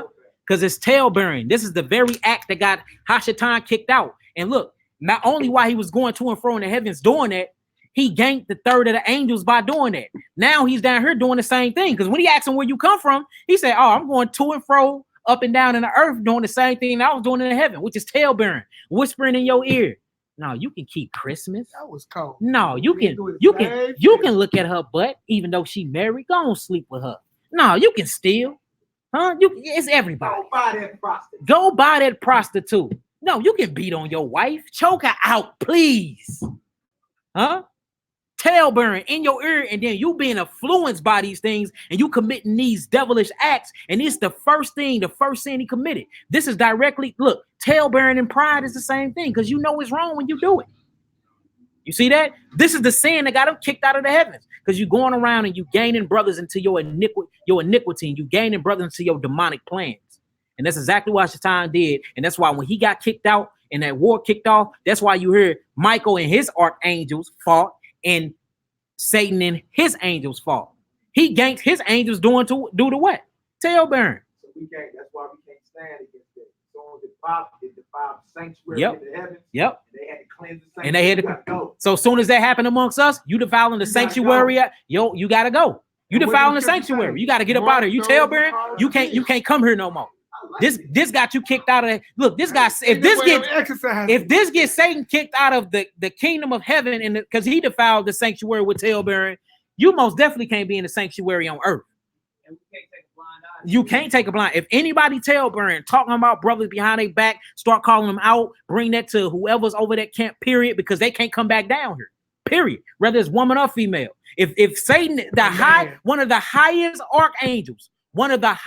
archangels in the heavens, other than Christ, got kicked out of the heavens due to tail-bearing and pride. He got kicked out of heavens because he defiled the sanctuary by tail-bearing. You sure can't do that here. It's impossible. Now we trying to build the very thing here that we trying to achieve to be that church without spot or wrinkle. Yeah. And listen, it's not about numbers. We don't need 30,000 members that ain't on this thing, and it's true. Yeah. I'd rather have the members that I see that bang this thing all the way out. Yeah. We fellowship good. We don't wrong each other. We can eat good. Our children are safe. I don't need 30,000 people to do that. Yeah, no, that's tail-bearing. Now look, check this out. It get deeper, y'all. So I'm like, dang, if this say that, I said, I wonder if it's any more other Hebrew words for tail-bearing. Do y'all know it's another one that says whisper, and it's connected to the enchanted one, Nakash, the whisper that was in the garden? Lip bumble. Man, look, hey, this guy deep. So look, all of this traces directly back to Satan in the garden, and not only in the garden but in the heavens. It's like, boy, look, sin is way more deeper than what we think, y'all. It is. It's way more deeper than what we think. Hey, Mally mentioned it earlier. Y'all pay attention. Full circle. What we just talking about, the book of Daniel? What sits at the? Let's see, we got paying. What sits at the right hand of Satan? What two entities? Anger is one, and lying. Uh-huh. That same whisper and lying. God ain't gonna kill you. Yep. He just don't want you to be a god. He just don't want you to be a god. Nah, them niggas coming up with their own doctors down there. I ain't going down there. Them niggas got their own doctors. Or I've been teaching way before them niggas. I've been out here teaching 40 years. Let's go back to where we came from. You ain't got to listen to them. I'm telling you, guys, going off, man. Boy, look, that's what got Satan kicked out of that. So everybody was like, well, it was pride that got him kicked out. Okay, what was it about the pride? Now we know what it was. These Negro was going to and fro trying to convince them to plead with him to rebel against God. That's what was going on. Against the sanctuary to rebel against. Yeah. Same thing that's going on now. Is that a coincidence? No, this is spiritual warfare that have became civil. Check this out. Now, how many fell with Satan? What was the number? A third. A third. Yeah, 1/3, right? How many won't make it in Israel, and how many gonna make it? Well, but we got a number that we got. I'm just talking about the same as just for scriptorial though, because it's a number that no man, that couldn't even number. So we ain't gonna. I'm not talking about this. What I'm saying. I'm talking about the fractional value. Third gonna be redeemed. Yeah, not the numeric. Whole number value. Yeah, the fractional value. Yeah. A third fell, and the third gonna only third redeemed. And then it's funny how you got the 144 that come up first. See what I'm talking about? Yeah, the battle horse. Yeah, the battle horses. Yeah, I got you now. I just know how people like to take out words. Them niggas making up new lines of scriptures. Oh, they know when he's coming back. You gotta be particular, boy, because our enemies is listening. Don't Enoch mention like 220 or something? Yeah, Enoch started. So if you read the book of Enoch, you do see numbers. But when you read that, that's from the it's the Russian side of the book. So I don't really go. I go off the original Dead Sea side, because on the Dead Sea side they don't have the number. But if you read it from I think it's Slovakian side or something like that, Slavic side, they start numbering stuff. And the Slavic side was not a part of the Dead Sea Scrolls that they found in Mount Quran. So I don't really go off of that. But yeah, he started giving numbers on that side, but that could have been written by man. So I really try to stay away from that book. So if you read through there, it's one side that comes straight from the Dead Sea Scrolls that was found in the cave. Notice there's a lot of passages missing because then was the scrolls that was damaged. So they just wrote down exactly what they seen on the scroll. But it's another side. It's all the way filled up. It's like, where the hell y'all come with these words from? They just put things together and what they thought it would say. Yeah, I think this is gonna say 238,000. You're like, no, brother, you can't go off of that. You know what I'm saying? All right, so we got that, right? Yeah, we did 18 if you want to continue back in the scripture. All right, let's go back in the scripture. We seen what that was. Let's go back in Ezekiel 28. Ezekiel 28, family. We almost out of here. We were just speaking of fractional value. Yeah, fractional value. Yeah. The 1/3 part. Now we ain't giving a number. Yeah. Like what that 1/3 is. Just the fractional value. All right, so we back in Ezekiel chapter 28. We at 15. What was he at 15? We're 18. Oh, we at 18. All right, at 18. Let's read that once for again. Now look, now we know by the iniquity of thy traffic was what? What was he doing, y'all? The Negro was tale-bearing, confusing the angel. Now look, but now don't it make more sense when you go to Job 1 when he said, which cometh thou? He said, I'm going to and from within the earth and up and down the earth. What are you doing? What you doing? Oh, you still tale-bearing, causing confusion. Causing confusion. Confusion is what you did to get kicked out, and confusion is what you're doing here because you don't want this creation to get what you can no longer have. And that makes sense though. That don't make him going to and fro and just just walking. No. Yeah. Hey, he's going all Discord, huh? Down in it. He covered the whole he covered the whole earth. Anything in it, anything with inside of this deal, under it. Hey, yes. He's hunting for soul. He's recruiting. That's what he's doing. He's recruiting for war. This is a spiritual war. All right, come on with it. Let's finish this off. Let's read this. All right. So thou hast defiled the sanctuaries by the multitude of thine iniquity. By the iniquity of thy traffic. Which is Raquel. Use a tale-bearer, boy. You going around causing confusion and sowing discord. And if you read in that Proverbs, it says that them are one of the things he hates. And the 7th is an abomination before him. Boy, all right. And now we see why. Because this is the first sin that happened in all existence. Tale-bearing. You trying to gather people to plead you in your cause of pride because you want to take the throne of God. Boy, that's deep.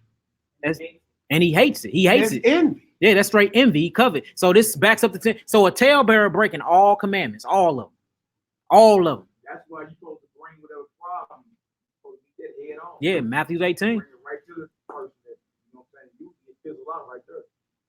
one-on-one, bring it right to him. Like, well, you got what's good? And start telling you know, this, that. Somebody else about what you should be telling that person about. Yeah. Oh, Gregory Hines is for like tap dance. Yeah. Yeah. Misdirection and all this. Yeah. Huh? Yeah, take it right there. Look, what you mean? Yeah, Abiyah, this right here. She said sin is way deeper than we can. It is way deeper, and that's why there is no forgiveness due to a will for sin and unrepentance. Unrepentant sin is blasphemy. You didn't repent. You cannot go into the kingdom of Yahweh without a repentant heart. You haven't repented. There is no kingdom for you. And guess who else haven't repented? Hashatan. Is there anyone on record where he was like, you know what, Father, forgive me? No, he's going harder. He's going harder. He ain't lose his wisdom. He just corrupted. He never lost his wisdom or his power. He just lost his glory, and he just corrupted his wisdom. So whenever you see people that's speaking in confusion, it don't sound right, it don't make sense, and it start making you feel mad, and you mad at her, that's Satan. Satan that jumped on you. The spirit jumped, boy. Yeah, I'm telling you, look, I seen it with my own eyes several times. Yeah. I've seen it. Yeah. All right, come on, let's finish this off, and then we're gonna do part 2 later. I wanted to get into the Leviathan, that's deep, but I'm gonna start the next lesson off with that. All right, let's finish this off. All right. All right. Therefore, will I bring forth a fire? Hey, look. So, oh my bad. We got a witness to what I said. David DeWitt Yakana said, yeah, the Slavic side, yep, it has numbers on it. So, see, the Dead Sea Scroll side from the Ethiopian scrolls don't have the numbers, but these white boys that wrote their own number in there. They like, you know what? I think it was 281,000. It's like, no, that wasn't in the original script, brother. I just go add some numbers. But they say, well, God showed me in a vision. It's what it was. So that's why I don't really read from that. I don't really read from that right side when I get into the pseudepigraphers. I stay in the Dead Sea Scrolls in the original text, and a lot of the stuff is missing. Like it'll go 6 paragraphs with only 1 word. That's because the other stuff was damaged. You see what I'm saying? But at least it's honest. Yeah, at least it's honest. At least it's honest. Straight up. All right, come on. All right. So therefore, will I bring forth the fire from the midst of thee? Ooh. It shall devour thee. And I will bring thee to ashes upon the earth in the sight of all them that behold thee. All they that know thee among the people shall be astonished at thee. Thou shalt be a terror, and never shalt thou be any more. Now, I want to do one more before we get up out of here. I want to do Jude 1:1-9 to show y'all that this spiritual war is so. Yeah, we're gonna stop there right there. We'll finish at the next lesson. I want to show y'all this spiritual warfare is so many. Look, they straight be rapping to each other, like the fallen angels and the archangels still be rapping, like talking crap to each other. You know what I'm saying? Like, dang, you tried to heal me back from my young brother prayer. When I see you, was like that. You know what I'm saying? I couldn't even. Daniel prayed and I had to break through. I'm too busy fighting against the king and the prince of this other provinces. You know what I'm saying? Because the spiritual wickedness in high places, they straight be rapping. When I catch you, it's like that. You know what I'm saying? Yeah, in Ephesians. Like ain't the spiritual wickedness in high places like they on the 28th floor. No. Yeah, they ain't on no 28th floor. Like, you know, the kingdom's above your head. Yeah. You know straight kingdom. And both sides, kingdom is the highest. Yeah, and they look, they see kingdom is in the air right above. Satan's kingdom is in the air right above him. That's why he's the prince of the airways. And look, man, it gets so deep. I don't even want to get off into it. It's a whole nother lesson in its own. But they able to send like something you call kites and messages through one another. You know what I'm saying? Like they get on the battle horse, send this to the province of the demonic kingdom of Nabal. You know what I'm saying? Y'all got 28 hours to back off from this certain to this certain family in Israel. I seen that y'all on the Maccabee family right now. He going through a tough time. Y'all got 24 hours to vacate, or we come in there and we causing havoc. Hey, look, you might see a fight break out in the family. You know what I'm saying? They thinking it's physical. They don't even know that it's a whole spiritual warfare going on. Then all of a sudden, the whole family make up. That's because them niggas vacated because Michael the Archangel sent that notice. Yeah, you better vacate or it's gonna be war over there. You just messed with Joe, brother. All we gotta do is continue to follow what and walk spiritual. They gonna fight for you. They gonna fight for you. Hey, look, it's April where it says, come Yeah. You know what I'm saying? By the blood of Yahushua. You know what I'm saying? So verbally speaking, I was saying earlier, you can verbally make a contract with Satan's kingdom by claiming certain stuff. Yeah. That works against you, right? But you can verbally make a commitment to the kingdom of the Most High. You feel me? And that's how you get the principalities above you. Like, take your position in the Messiah, who's currently sitting at the right hand of the Father in the highest heaven right now. Put Satan on notice and let him know you're gonna have to put me in all authority and power over you and your entire kingdom. I'm putting y'all on notice right now. But this is what he do though. If you actually get into the pseudepigraphers and get into the Dead Sea Scrolls, what he do is say if they come send him a notice, right, and send it to Nabadon and all of them. They'll read it and they'll be like, well, you don't have no jurisdiction here because we got him on scrolls that we finna give to the seraphims that he's committing such and such sin. He's willfully sinning. You don't have, he's accused of the brotherhood. You don't have no jurisdiction here until judgment day because he's willfully sinning. You can't come tell me to vacate if this Negro is willfully sinning against his wife or if she willfully sinning against her husband. I got all authority to be here right now. So what they do is they write it on the scroll and then they take it back to I can't think of his name, that ends in the L, and then they want him to present it to the seraphim. And look, it's a whole fight over that. The seraphims take the scrolls, they bang, they burn them up. Man, look, it goes down up in these spiritual kingdoms, man. That's what I'm saying. Look, you have to break that power that's over you. Now you can break the contract with Satan. Yeah, you can break that. What Molly's saying is you can break the contract with him whenever you want, y'all. They saying they can't hear you. You can break that by any time. You know what I'm saying? This nigga has no authority over you. You don't. But you got to take and claim your position in Christ in the highest heaven. And when you do that, you are claiming power and authority over Satan and his kingdom. His kingdom ain't higher than the Most High's kingdom. Yeah. Nor is it more powerful. Yeah. I'm telling y'all what I know. Let's read the apocalypse of Zephaniah. The apocalypse of Zephaniah. It's a few of them, y'all. But look, we're gonna get into it in part 2. I got them written down. It's just I got too much to go through because I wanted to talk about the Leviathan and then lead it back in. We're not even finished with Ezekiel yet. So I'm finna leave off with one more scripture and then we're gonna do part 2 before I go out of town. So I'll probably do it Sunday because I'm leaving Sunday night. This Sunday. Yeah, this Sunday. Let's do yeah, tomorrow night. I'll be gone for a week and a half. Let's do this. Look, let's leave this off on Psalms 91 verse 11. We're gonna leave it off on there. Oh, my bad, family. I'm bouncing around. All right, first we got to see the conversation in Jude. Let's go Jude 1 through 9 first, and then we're gonna leave it off in Psalms 91. My bad, family. Dang, y'all on my head. Like you going off. No, it's crazy. Okay, I was going he already got that. Yeah, no, that's on my next. I purposely didn't read that. He got it. But I'm on it. Yeah, spiritual wickedness in high places, principalities. I gotta break that down in its entirety. So I'm gonna do that. I'm gonna do that tomorrow. So yeah. Okay. And I snuck in salt. He already got it over here. Yeah, man, get out my book, man. I'm over here getting all the notes about it. So we're doing Jude 1. How far you want to go down now? Go to Jude 1 through Jude 1 through 9. I'm trying to think. And look, and don't give in to anger. Don't give in to lying. Don't give in to these things that you know sits at the right hand of Satan. As a matter of fact, we ain't gonna even do 1 through 9. Let's just do 9. Do 9. All right. Start at 8. Jude 9. Man, do Jude 8 9. Do 1 through 9, brother. All right, Malachi. Hey man, look, it's too good, but we gotta read it. Let's do it. All right, let's get it. Malachi. All right. So we're at Jude 1.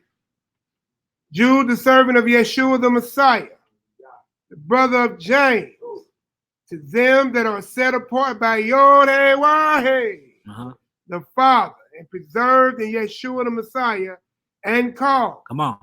Mercy unto you, and peace, and love be multiplied. Come on. Beloved, when I gave all diligence to write unto you of the common salvation, it is very needful for me to write unto you and exhort you that you earnestly contend for the faith which was once delivered unto the saints. See, that's what we're supposed to be doing, contending for the faith, constantly fighting, raging spiritual warfare. Have to. Come on. But there are certain men crept in unawares, who were before of old ordained to this condemnation. Come on. Wicked men, turning the grace of our Elohim into lasciviousness and denying the only master Elohim. And our master Yeshua the Messiah. See that? So look, these are the people that's a part of the other battle. Remember, this is a spiritual battle. Remember, when we first read, we was talking about the kingdom of Hashatan and the kingdom of Yahweh. So these people that's creeping in unawares, part of the kingdom of Yahweh. You don't even, at first it's all good, shalom, y'all kicking it, but you never got to know the brother or the sister. Then you start seeing they works and how they move, and you be like, man, this Negro ain't Israel. All Israel ain't Israel.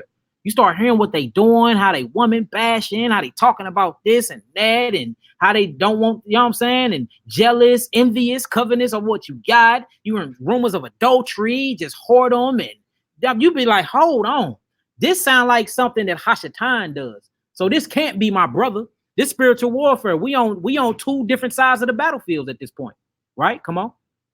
I will therefore put you in remembrance, though ye once knew this, how the Yod-Heh-Wah-Heh have saved the people out of the land of Egypt. Afterward, destroyed them that believe not. See that? And this is what's going to happen again. Come on. And the angels. Look, check this out. Now we finna get into it, family. Come on. And the angels, which kept not their first estate, but left their own habitation, he has reserved in everlasting chains into darkness. These them angels, them fallen angels that left from the heavens and had babies and created giants. They in Antarctica right now. We got the top officials of the government trying to do this global warming to melt the ice, which is happening because the polar shift done changed. The polar shift done already changed. This ice is breaking up and melting right now at a very fast rate because they're trying to let these fallen angels out of Antarctica. That's why every president, whenever you get nominated and you come in, you have to, your first flight is to Antarctica. The hell is they going to this Iceland for? Who is they talking to down there? They got military bases under ice, all types of stuff going down in Antarctica, y'all. I did a whole lesson on that called dang, I can't remember it. Get on YouTube. Yes, get on YouTube and Admiral Byrd. Admiral Byrd, yeah. Hey, look, y'all seen it in the movie Godzilla just now. No, or in the movie Transformer. Yeah, when they went when he was locked in that ice. Metatron was locked in that ice. Yeah, when they went down there. And notice Metatron is called Enoch. Metatron is Enoch in the Dead Sea Scrolls. So it's all in your scriptures. You had something?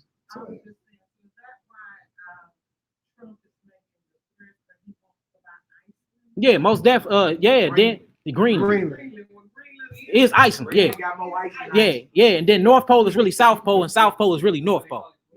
It's a whole thing. And notice you can never fly over these you can never fly over these.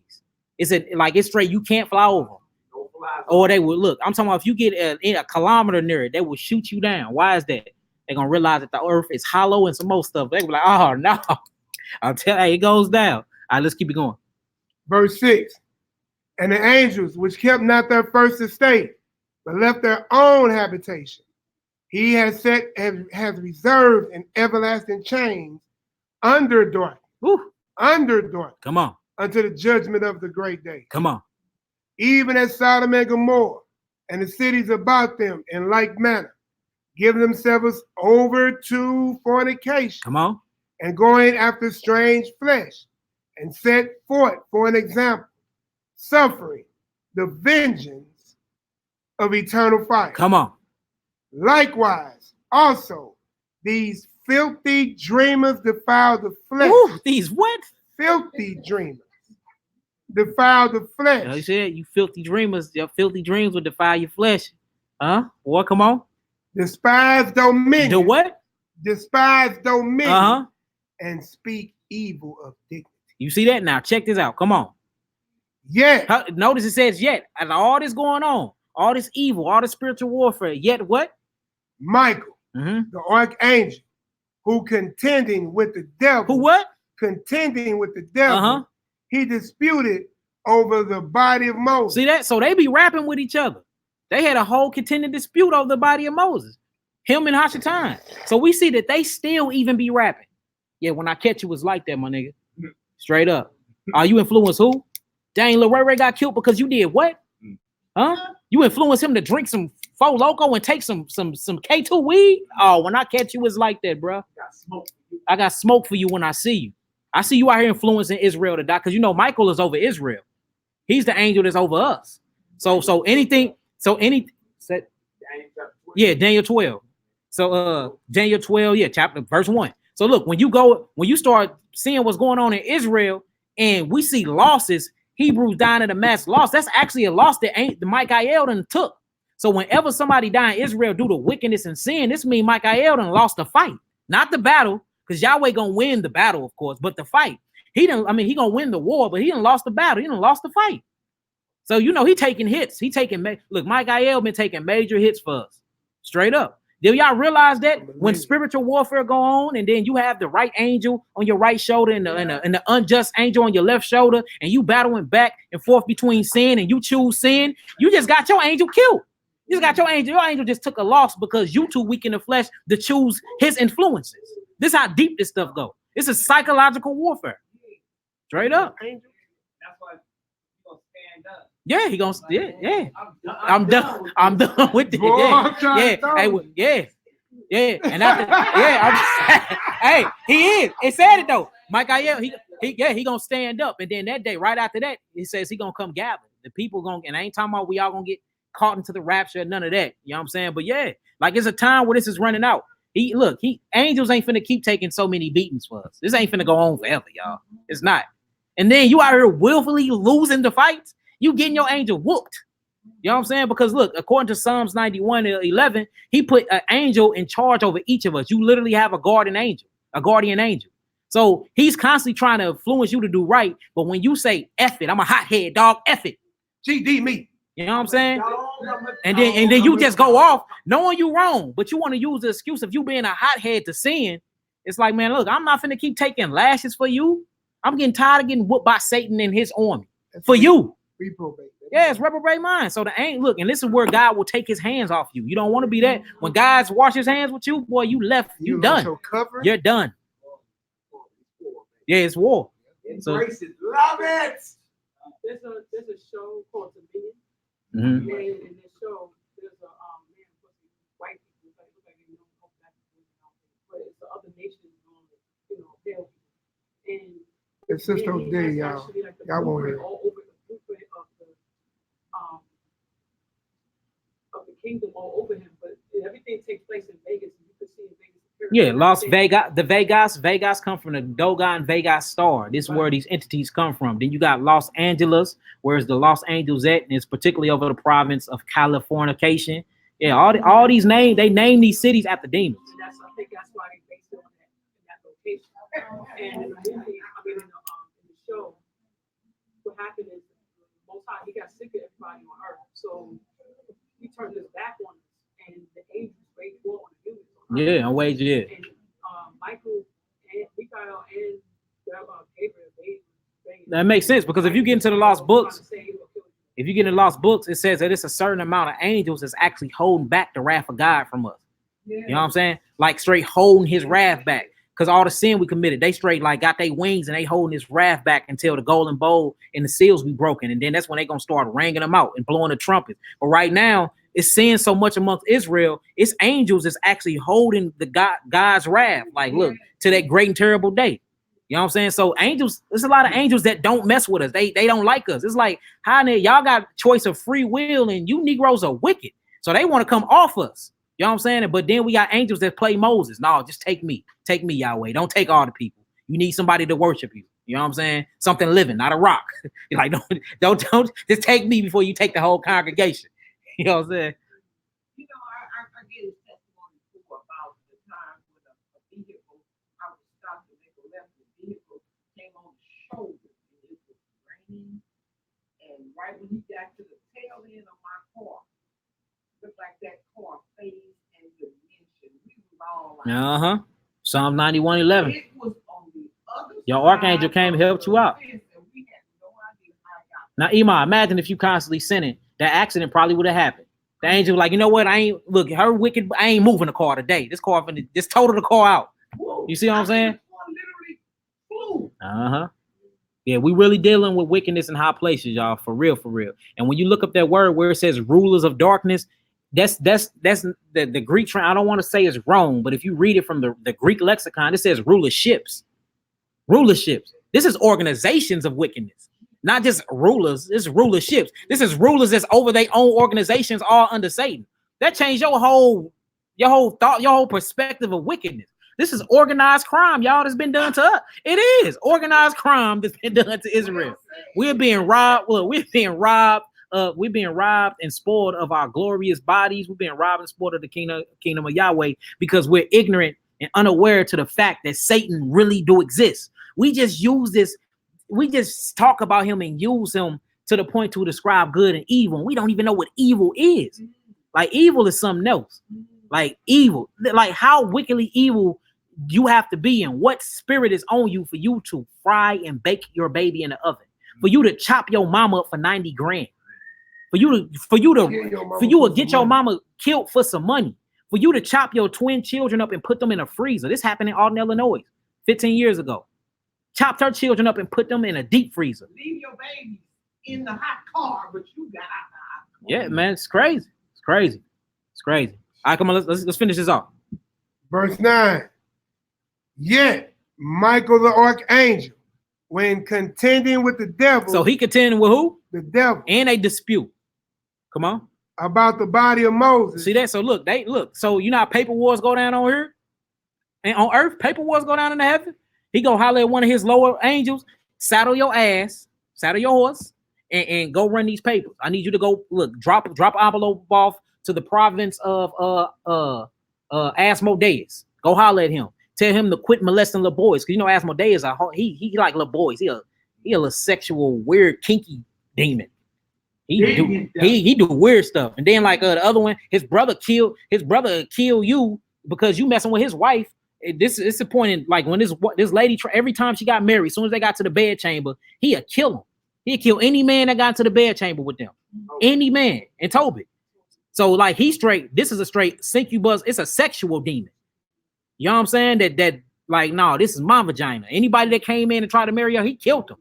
They had to burn a gallbladder. They had to do all types of stuff just to even get this demon gone. So this just shows you how crazy this stuff is. And then if y'all look up the documentations on sex while people like women are getting raped, wake up with scars, bruises, bleeding from the vagina, and nobody was ever in the house.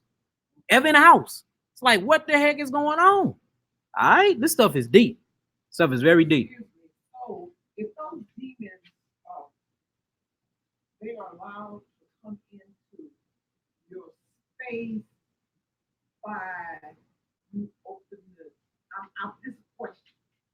By you opening the door. 7 doors you open. But we're gonna speak on the 5. Your eyes, because for the eyes have not seen, for the ears have not heard, or the eyes see and they want more. The mouth tastes and they want more. It's that prideful lust spirit, the lust of the world that we only experience through our senses. The only way you can sin is through your senses. You can't sin no other way. So Satan uses these electrical currencies because that's all your senses is connected to your nervous system. And this is what keeps your brain powered up via your liver, because your liver grounds your brain. This is how you operate in this realm that we call reality. So what Satan is, since he's an electrical being as well, he's the prince of the airways or the frequency. All he do is hack your channel. How you be listening? Have you ever been on the phone and then you hear somebody else's conversation? You be like, who the hell is that talking in the back? That's Satan trafficking the airways. You heard what he say? He traffic. He go up and down, to and fro, and he imposes his will on you. And that's when you know you just got you hit. You know what I'm saying? All of a sudden, dang, I ain't masturbated in 8 years, but it shows a good thought for the day.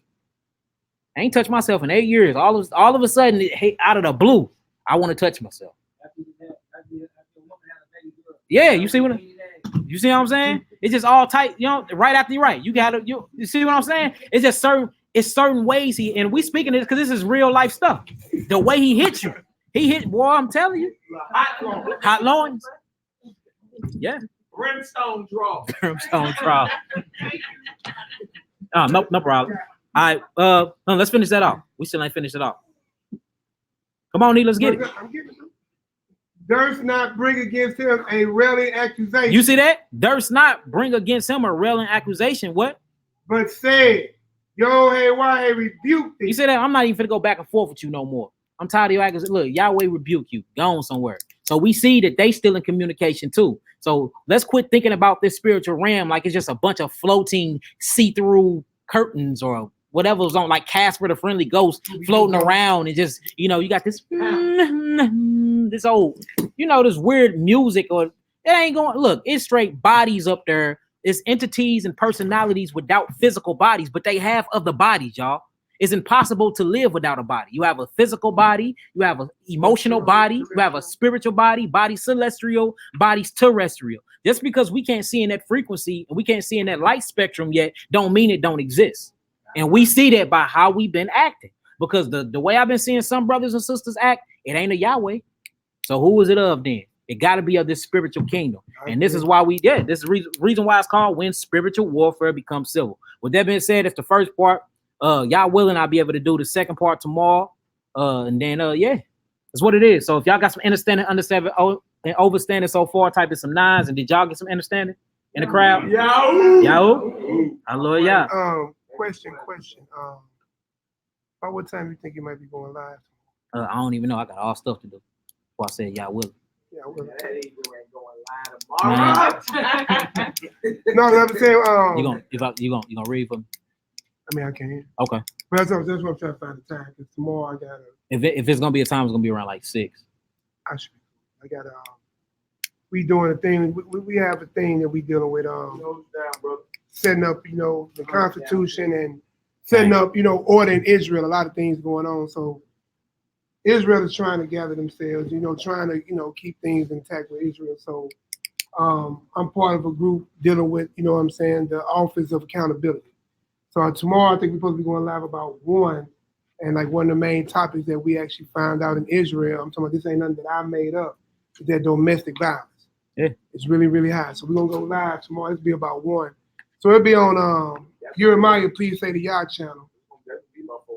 Yeah, so then I'll re-upload it to mine and send it out, or send out when we go live originally. But that's why I was asking, so make sure my brother. That's cool. That's cool. A lot of praise for that and too. And sync in with that, yeah, we need to get these spirits. Well, look, with that being said, I'm glad y'all got some understanding, overstanding, and understanding. Let's pray out. You know what I'm saying? Let's get up out of here. Let's get it. Yeah, I eat.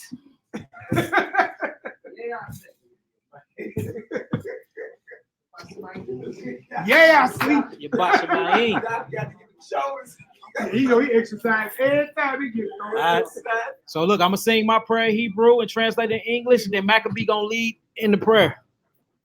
Y'all ready? Y'all know we gonna rattle some heavens. We ain't gonna play no games now. Let's do it.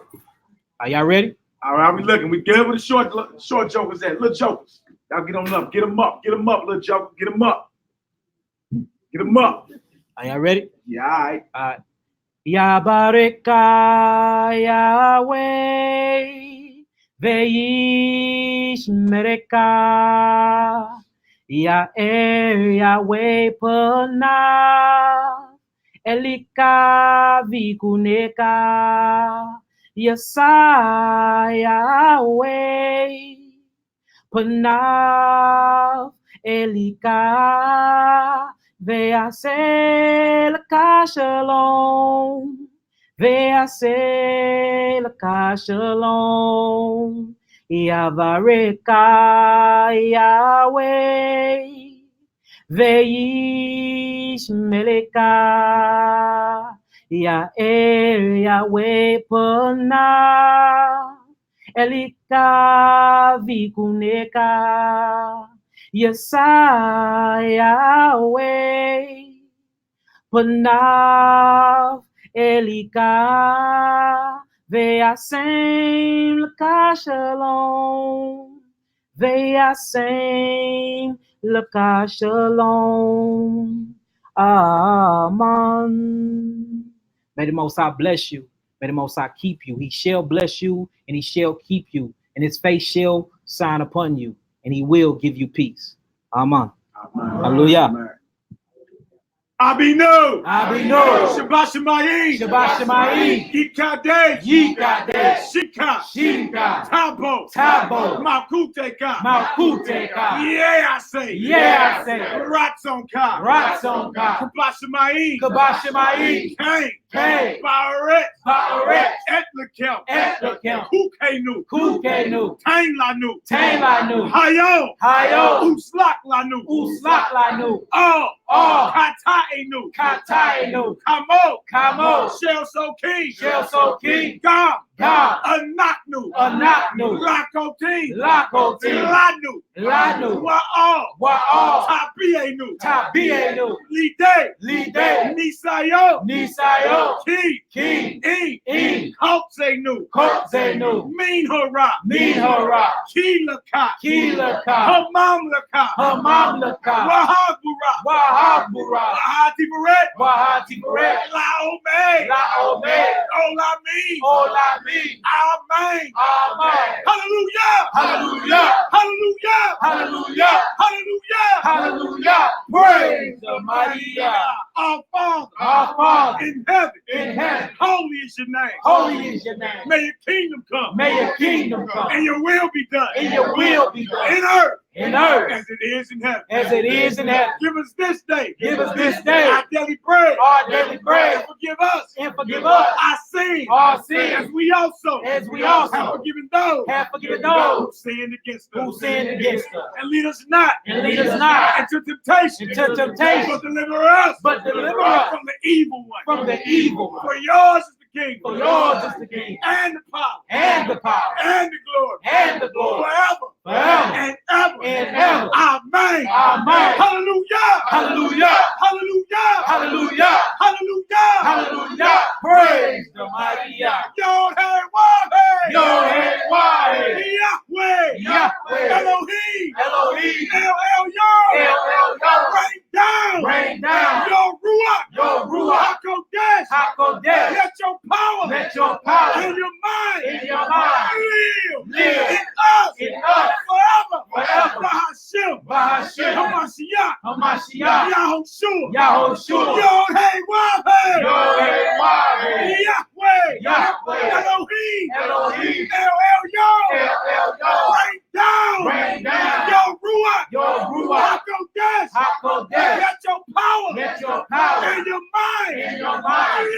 Live. In us. In us. Forever. Forever. Bahashim. Bahashim. Hamashiach. Hamashiach. Yahushua. Yahushua. Yod-Heh Wah-Heh. Yod-Heh Wah-Heh. Yahweh. Yahweh. Elohim. Elohim. El-Elyon. El-Elyon. Rain down. Rain down. Your Ruach. Your Ruach. HaKodesh. HaKodesh. Let your power. Let your power. In your mind. In your mind. Live. Live. In us. In us. Forever. Forever. Bahashim. Bahashim. Hamashiach. Hamashiach. Yahushua. Yahushua. Yod-Heh Wah-Heh. Yod-Heh Wah-Heh. Yahweh. Yahweh. Elohim. Elohim. El-Elyon. El-Elyon. Rain down. Rain down. Your Ruach. Your Ruach. HaKodesh. HaKodesh. Let your power. Let your power. In your mind. In your mind. Live. Live. In us. In us. Forever. Forever. Bahashim. Bahashim. Hamashiach. Hamashiach. Yahushua. Yahushua. Yod-Heh Wah-Heh. Yod-Heh Wah-Heh. Yahweh. Yahweh. Elohim. Elohim. El-Elyon. El-Elyon. Rain down. Rain down. Your Ruach. Your Ruach. HaKodesh. HaKodesh. Let your power. Let your power. In your mind. In your mind. Live. Live. In us. In us. Forever. Forever. Bahashim. Bahashim. Hamashiach. Hamashiach. Yahushua. Yahushua. Yod-Heh Wah-Heh. Yod-Heh Wah-Heh. Yahweh. Yahweh. Elohim. Elohim. El-Elyon. El-Elyon. Rain down. Rain down. Your Ruach. Your Ruach. HaKodesh. HaKodesh. Let your power. Let your power. In your mind. In your mind. Live. Live. In us. In us. Forever. Forever. Bahashim. Bahashim. Hamashiach. Hamashiach. Yahushua. Yahushua. Yod-Heh Wah-Heh. Yod-Heh Wah-Heh. Yahweh. Yahweh. Elohim. Elohim. El-Elyon. El-Elyon. Rain down. Rain down. Your Ruach. Your Ruach. HaKodesh. HaKodesh. Let your power. Let your power. In your mind. In your mind. Live. Live. In us. In us. Forever. Forever. Bahashim.